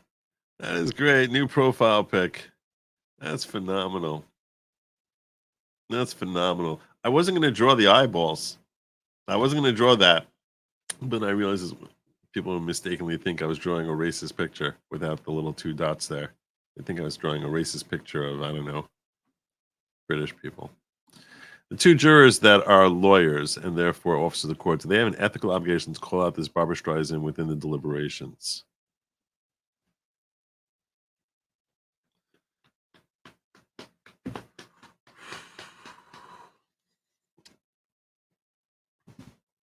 I'm sure it's coming up. I don't know if it's an ethical duty. Why do they have an ethical duty? They can't ask for the whole notification. Can't ask for that. The way I interpret this trial is, did Trump run for president have a strategy to win the election? If yes, then he's guilty. In order to be charged with first-degree felony, Trump would have to be found to have committed second-degree misdemeanor falsification. He never was and can't be. Statute of limitations is gone. But at the time, he was trying to, or something like that. I don't know, some cockamamie theory that they think is not crazy. Hey, look at this. Barb loves Alaska. Hit me with a rant. One of the 2 attorneys planted on the jury will use sections in the instructions that you pointed out as messed up to falsely explain to the other jurors what those sections mean, and will lie to them.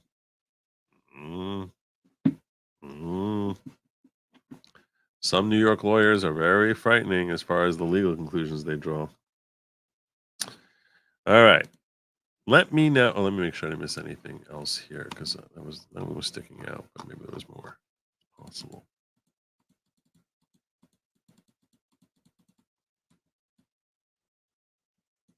I think I'm good. Let me double check over locals. Check the post article I posted.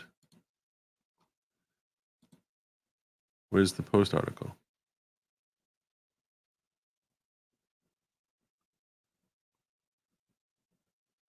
Oh, in the news feed. That's what you're talking about.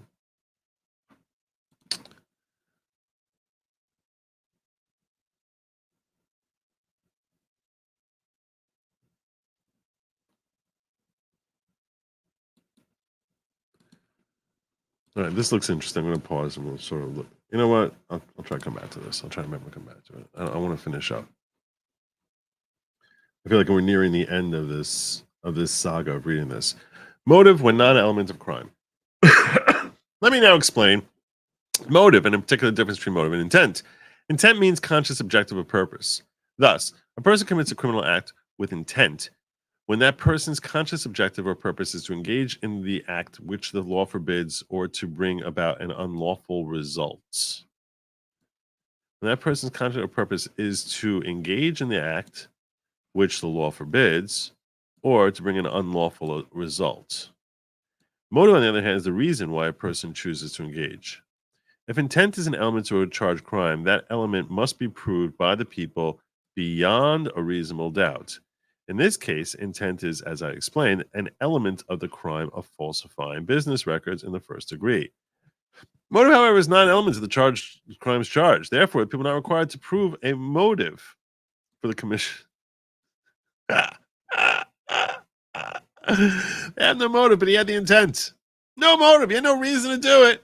No reason to do it at all. No reason. He just committing crimes for the sake of committing crimes. Never evidence of lack of motive may be considered by the jury. Much as I hate to admit it. Unbelievable. You don't have to have any, he doesn't have any motive. That's all fine. You could consider it.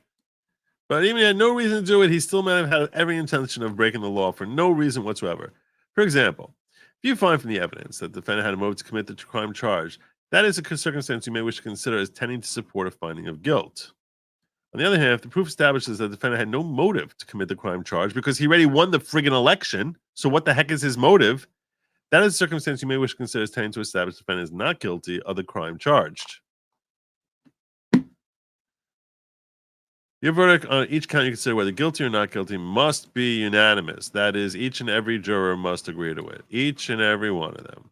Got to be unanimous. To reach a unanimous verdict, you must deliberate with the other jurors. That means you should discuss the evidence and consult with each other, listen to each other, give each other's views careful consideration, and reason together when considering the evidence. And when you deliberate, you should do so with a view toward reaching an agreement that it can be done without surrendering individual judgment. Each of you must decide the case for yourself, but only after a fair and impartial consideration of the evidence with the other jurors. You should not surrender an honest view of the evidence simply because you want the trial to end or because you are outvoted or because I'm about to threaten to remove you. At the same time, you should not hesitate to re-examine your views and change your mind if you become convinced your position was not correct. Some jurors took notes. Any notes taken are only an aid to your memory and must not take precedence over your independent recollection. Like anyone has ever taken notes and said, oh, my independent recollection is not like these notes, so I'm going to just throw these notes in the garbage. That doesn't happen. Those jurors who chose not to take notes must rely on their own independent recollection, not be influenced by the other note takers. No copying notes in class. Any notes you took are only for your own personal use, as is any powder you found. A juror's notes are not suitable for the recorded transcript of the testimony.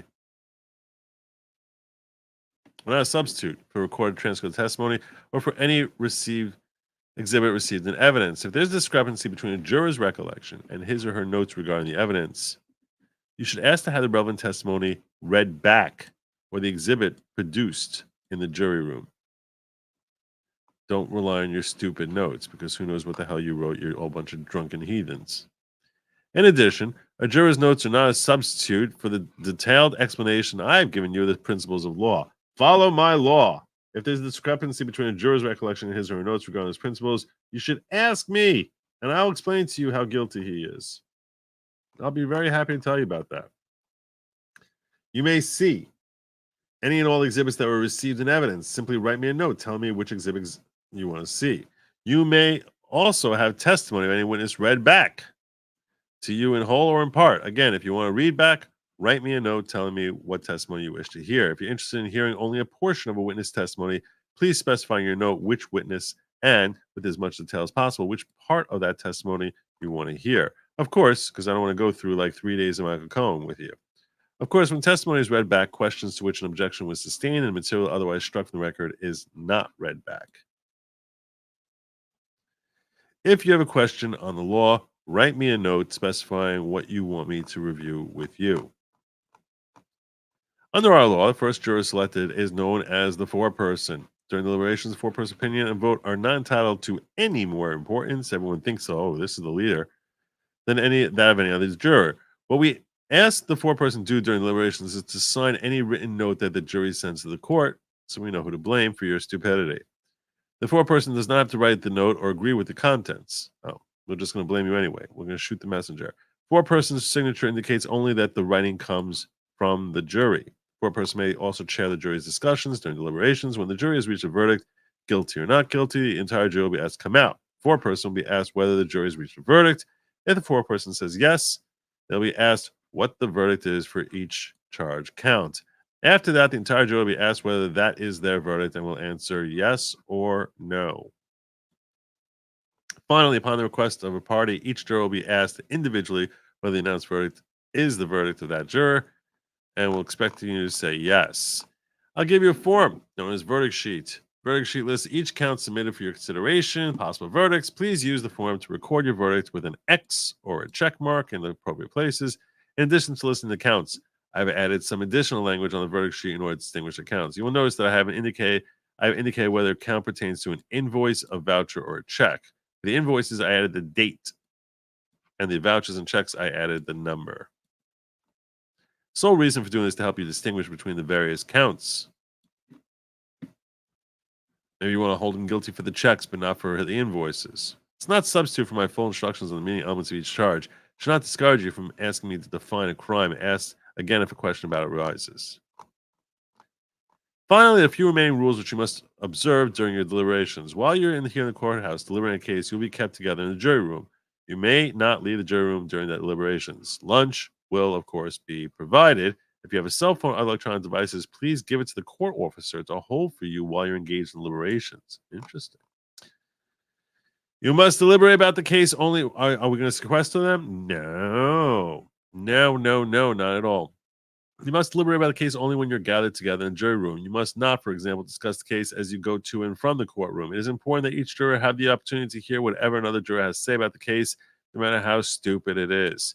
And that by law must only be done when you are all gathered together in the jury room. Thus, if for any reason all 12 of you are not gathered together in the jury room, please stop deliberating. No talking in the room unless you're all there. During your deliberations, you must discuss the case only among yourselves. You must not discuss the case with anyone else, including a court officer. We don't want to have a repeat of the whole Murdoch trial fiasco, or permit anyone other than a fellow juror to discuss the case in your presence. If you have a question or request, you may communicate with me by writing a note which you will give to a court officer to give to me. And if your question is like, how do I get rid of this juror who reads True Social and makes me nauseous, I'll sort that out for you. The law requires that you communicate with me in writing, in part to make sure there are no misunderstandings and also make sure that things are above board. We will work every day until about 4:30. However, we can work later if you want to do so, and you're all in agreement. Simply send me a note as early in the day as possible. Let me know you wish to stay beyond 4:30, and if so, what time you would like to work until. Depending on the time you select, we may order dinner for you. I should explain that under our law, I'm not permitted to have conversation about the facts of the case or a possible verdict. Only the vote of the jury on any count with anyone, or the vote of the jury on any count with any one juror, group of jurors, or even all the jurors. Can't even talk to you about what you're talking about. Thus, in any note that you send me, do not tell me what the vote of the jury is on any count. So I don't know how Dershowitz is saying that they're going to remove someone. That sounded weird to me. Someone said up above, I had a super chat a long time ago about Dershowitz. This is it. Dershowitz says the judge can remove a juror if a hung jury and replace with one other substitutes. I don't know how you get to that. I'm not saying, I don't know how that would happen.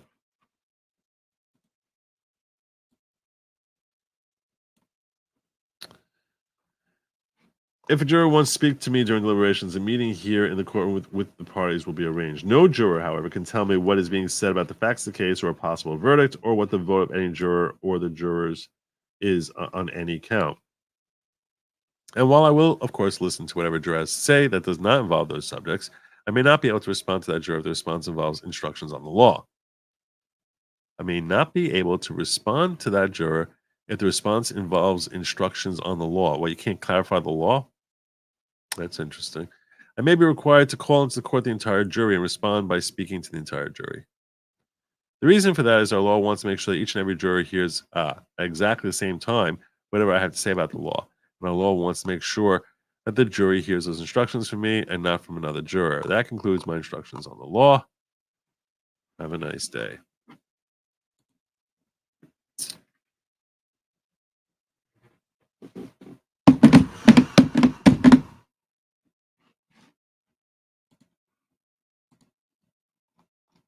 Let's see what Jonathan Turley said about this. I'm back in the courtroom for instructions. This judge has stated that he wants to stay close to standard instructions. The problem is that this case is anything but standard. We're looking for some of the outstanding issues, particularly on the standard of proof for key elements like unlawful means. The unlawful means was a big deal there. That was terrible. That was terrible. Yesterday was chilling, as the judge allowed the prosecutors to engage in what some of us view as highly improper arguments. That included effectively testifying on facts not on the record. Merchand's view of an argument was considerably broader for the prosecution than the defense. For the prosecutors making objections, the strike zone seemed like it stretched from dugout to dugout. Anything that he said, we saw how many times objection when Trump's was giving our closing argument, or his counsel was giving closing argument, and no objections were sustained about the state. For the defense, it seemed like the size of a postage stamp. Judge Merchan is now instructing the jury. He has ruled that the jury will not be given copies of instructions, but can ask them to be read to them again, giving them standard instruction that they can reach inferences based on facts. It's a rather quaint instruction after Merchan allowed the prosecutor to state as a fact that federal election. What?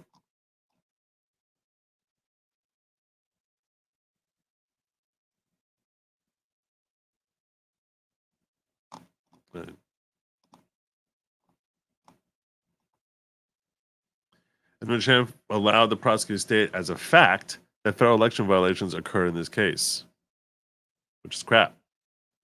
There is no such violation in this case, but Merchan did nothing to correct the erroneous impression. To carry forward the analogy, Steinglass was just yelling at the jury that there was a virtual hurricane on a perfectly sunny day, but the judge remained entirely silent. Yep. Merchan also instructed. Why is this jumping on me? God, it's annoying.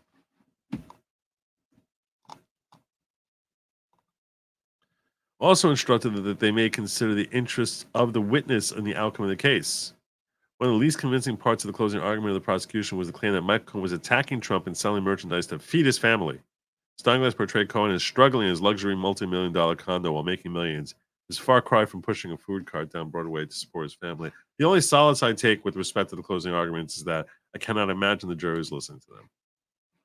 Because you're listening to someone at 6 o'clock in the evening, you know you're supposed to be done at 4:30. You're not paying attention. I know this. I know this to be true. I know this to be true.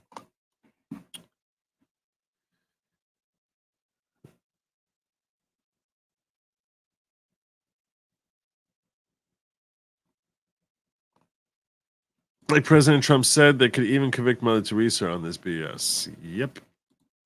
Did you see small print in jury footnote instruction footnote 1? If you don't vote to convict, I will hold you in contempt and imprison you until you vote guilty. You hold the key to your own liberty.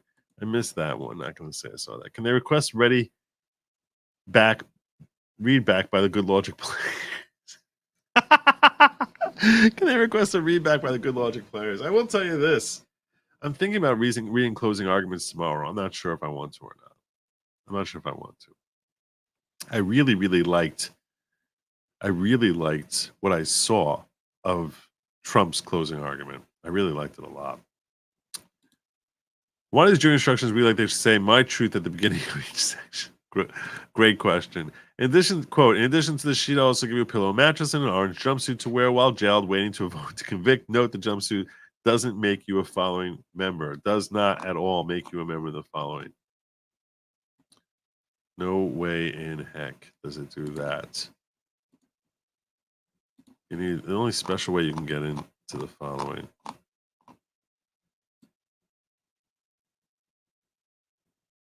Hey, Badlands Media rated my Rumble stream. Thank you, Badlands. Thank you so much. That's very kind of you. That's very thoughtful. By the way, tomorrow I'm going to be on Chrissy Mayer's show. I'm going to send links to that on Locals in case you want to check that out. You might want to check that out. So that is tomorrow. I do want to go through with you one more thing before I let you go. One more important thing before I let you go.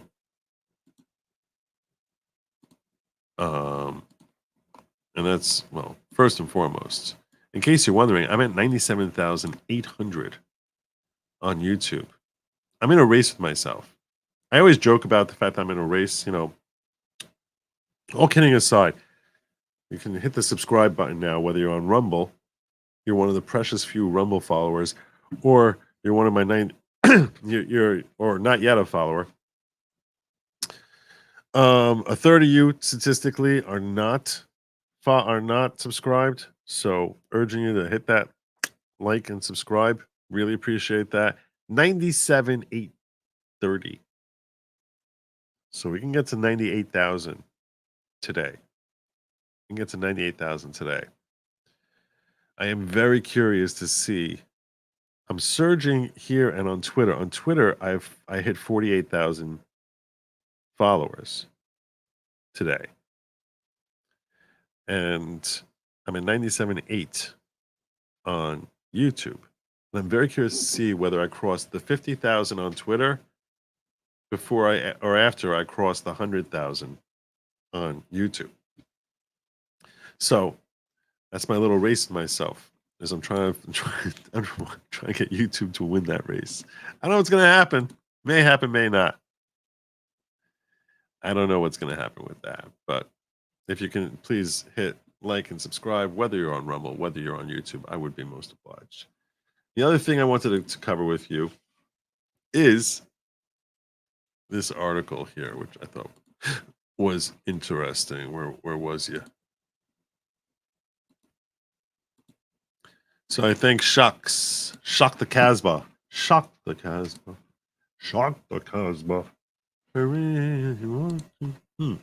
Things are not kosher. My mom just subbed. I'll let her know there's no cool. Welcome aboard, Mom. Welcome aboard, Nikki's mom. Nikki and Nikki's mom. All right.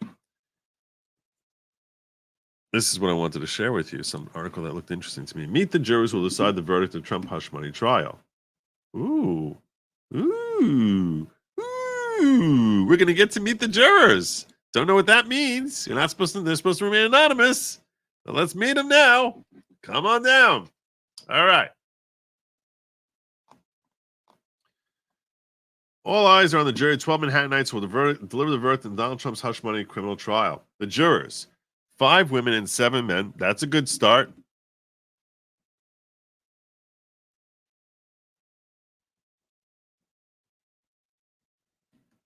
That's a very good start. Why do I have these weird... I don't like this.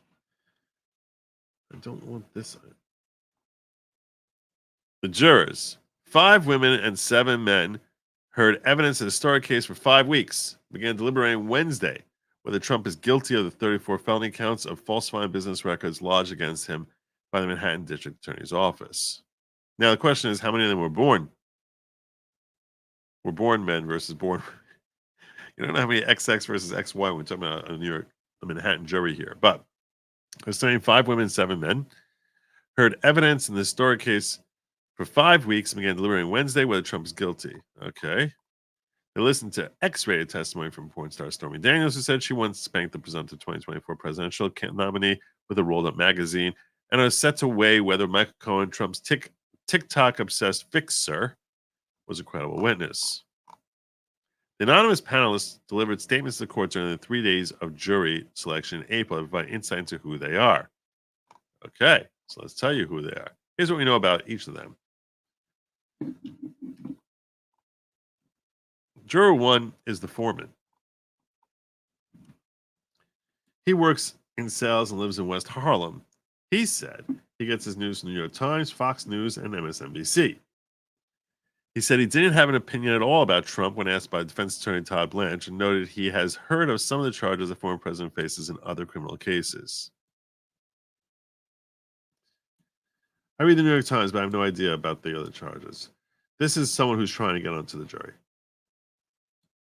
This is someone who wants on the jury. Nobody. I mean, who has this combination? This is a scary thing. This is a person with an agenda. I'll tell you right now.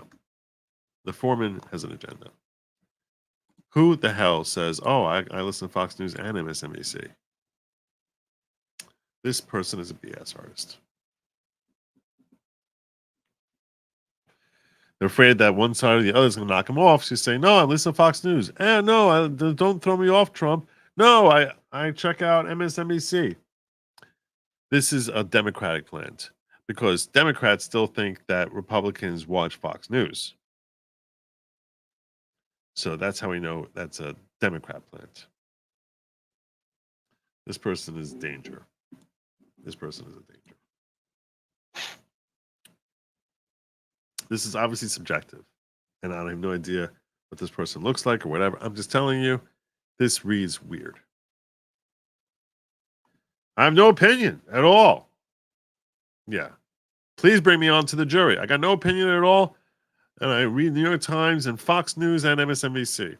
No one lists that as their three. No one. Juror 2 works in fun. So what does he do, that person? In sales. It's full of crap. West Harlem.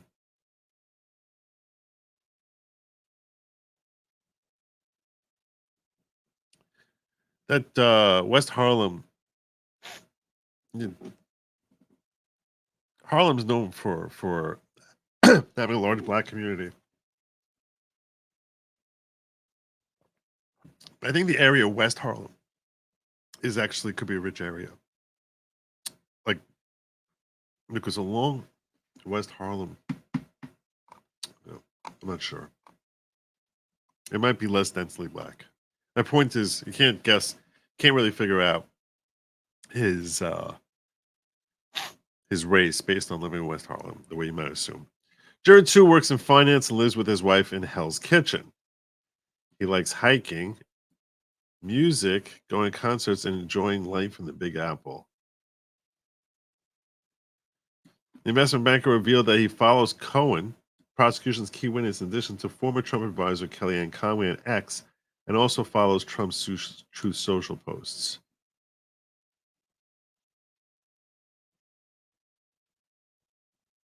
If that's the Truth Social guy, who follows Cohen? This is weird.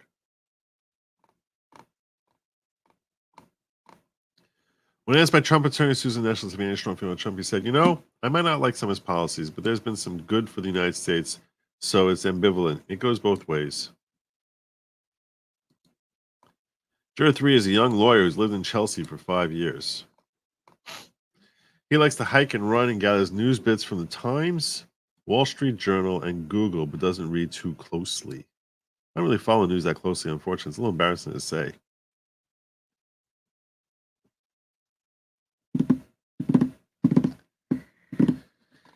Juror 4, a veteran engineer who lives in the West Village.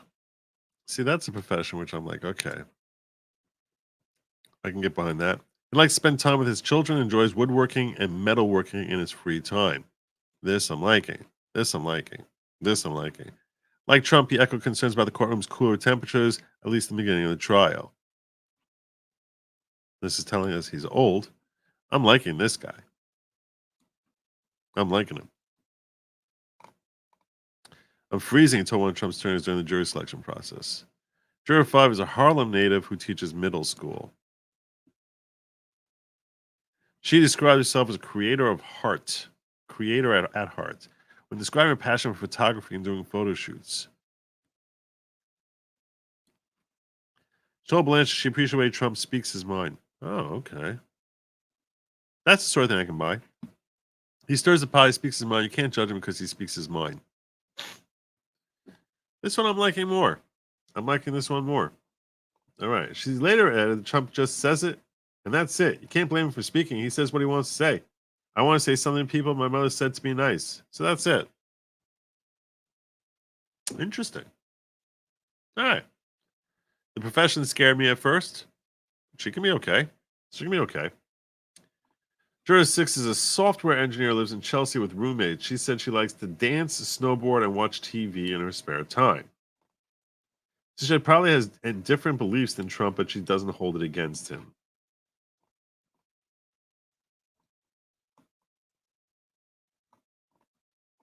Okay. It's a free country, said. We can think certain things, and that's fine. I think I can look at this as a person on trial and any other American citizen, and I'll take this person who used to be president and just stick to what's being shown to me. Juror 7 is a civil litigator who lives on the Upper East Side. He likes to read the Post. That's good. That's good. Post is pretty based. Other news outlets like the Times, Journal, and Washington Post. He said he enjoys listening to podcasts like Smartless and Car Talk.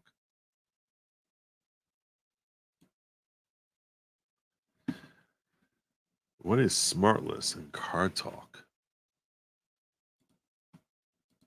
What is Smartless?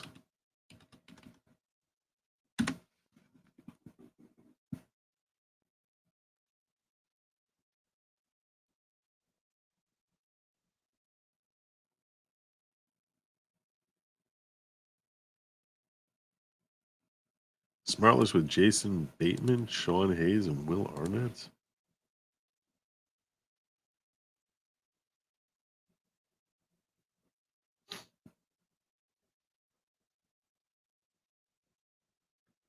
Interesting.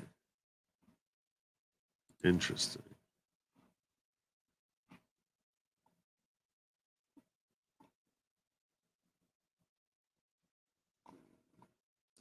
Juror 8 is a retired wealth manager who also lives in the Upper East Side. Meditation yoga every morning. Oh, Long Island Navy say he likes to enjoy the great outdoors by fly fishing and skiing, in addition to being one with his mind and body. Meditation and yoga every morning. That's tough. That's a little scary. Juror 9 is a speech therapist, lives in the Upper East Side too. She said she doesn't watch or follow any news too closely, although she had sharp words about Trump's presidency. I do not agree with a lot of his politics decision as president, but I have really taken the past 2 days to reflect and make sure I could leave that at the door and be totally impartial juror, and I feel like I can.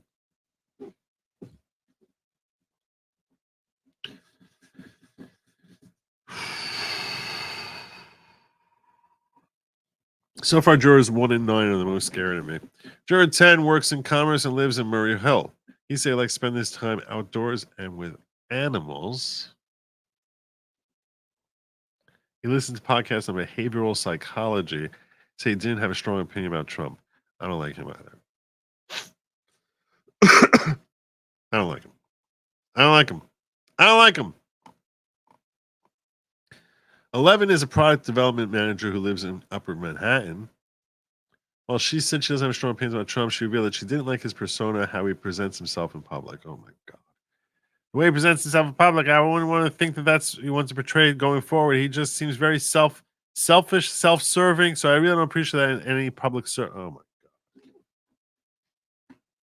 She's a disaster. She's a disaster. She's a disaster. Oh my God. She's a disaster. You don't want a woman like this because it's not gonna play well. So I don't know him as a person. So I don't know him in terms of his integrity or anything in his personal life. Oh, you think you know him. Everyone thinks they know him. But how he is in public, how he portrays himself in public just seems to me he's not my cup of tea.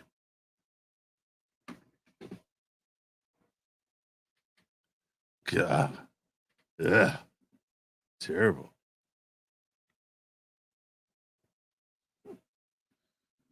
Juror 12 is an Upper East Side resident, physical therapist who likes to run and play tennis. She said she likes to listen to podcasts focused on sports and faith. Sports and faith, that's a nice change. That's not very lefty. So there you go. There you go. Could be worse.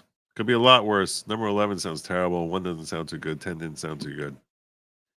Could be worse. A couple of them seem like they're okay. Why brave? Why brave? Why brave, Bowser, Starlight? Why? Why?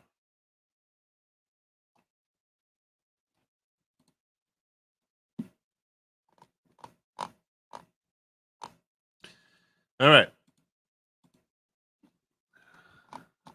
That's all the news. I think I got it. I think I covered everything. If you're not following me on goodlogic.locals, oh, I want to update you. Let me update you before you go. Let me update you. There's no update. My ungagged Trump, nothing. Nothing. Nothing at all. Nothing. Nothing at all. There's the update.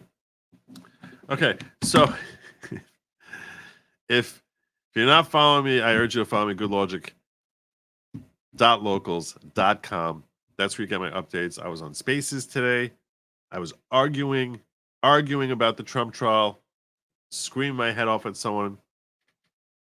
A lunatic. This is a very fair trial. It's very fair. I don't understand what you're talking about. They proved their case. Stupid idiots. I have no idea what the crime is. The crime is that he paid too much taxes.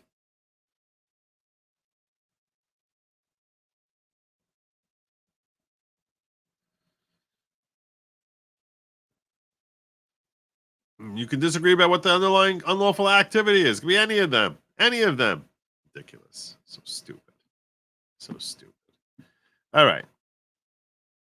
I think it's time for me to crash. Thank you all for joining me. Goodlogic.locals.com. Please like and subscribe. It's not me saying it. It's this guy. He's constantly pestering me. He's like just he pops up there. You see the anger in his face there. It's like just runs up, hit the subscribe, and that makes him happy. See how happy that makes him? Look how angry he starts because he's not yet subscribed in the beginning. You can even see the little red flash there, like I'm not subscribed yet. So he goes running, and hits the button. You don't even have to run. You can just move your thumb. He's used his thumb. See how happy he is? He used his thumb. You'll be happy too. Hit like and subscribe. That's what you should be doing. What you should not be doing is, no matter what they tell you, do not eat the bugs. No bugs. No bugs for you. Don't eat the bugs. Have a good night. And as always, Godspeed.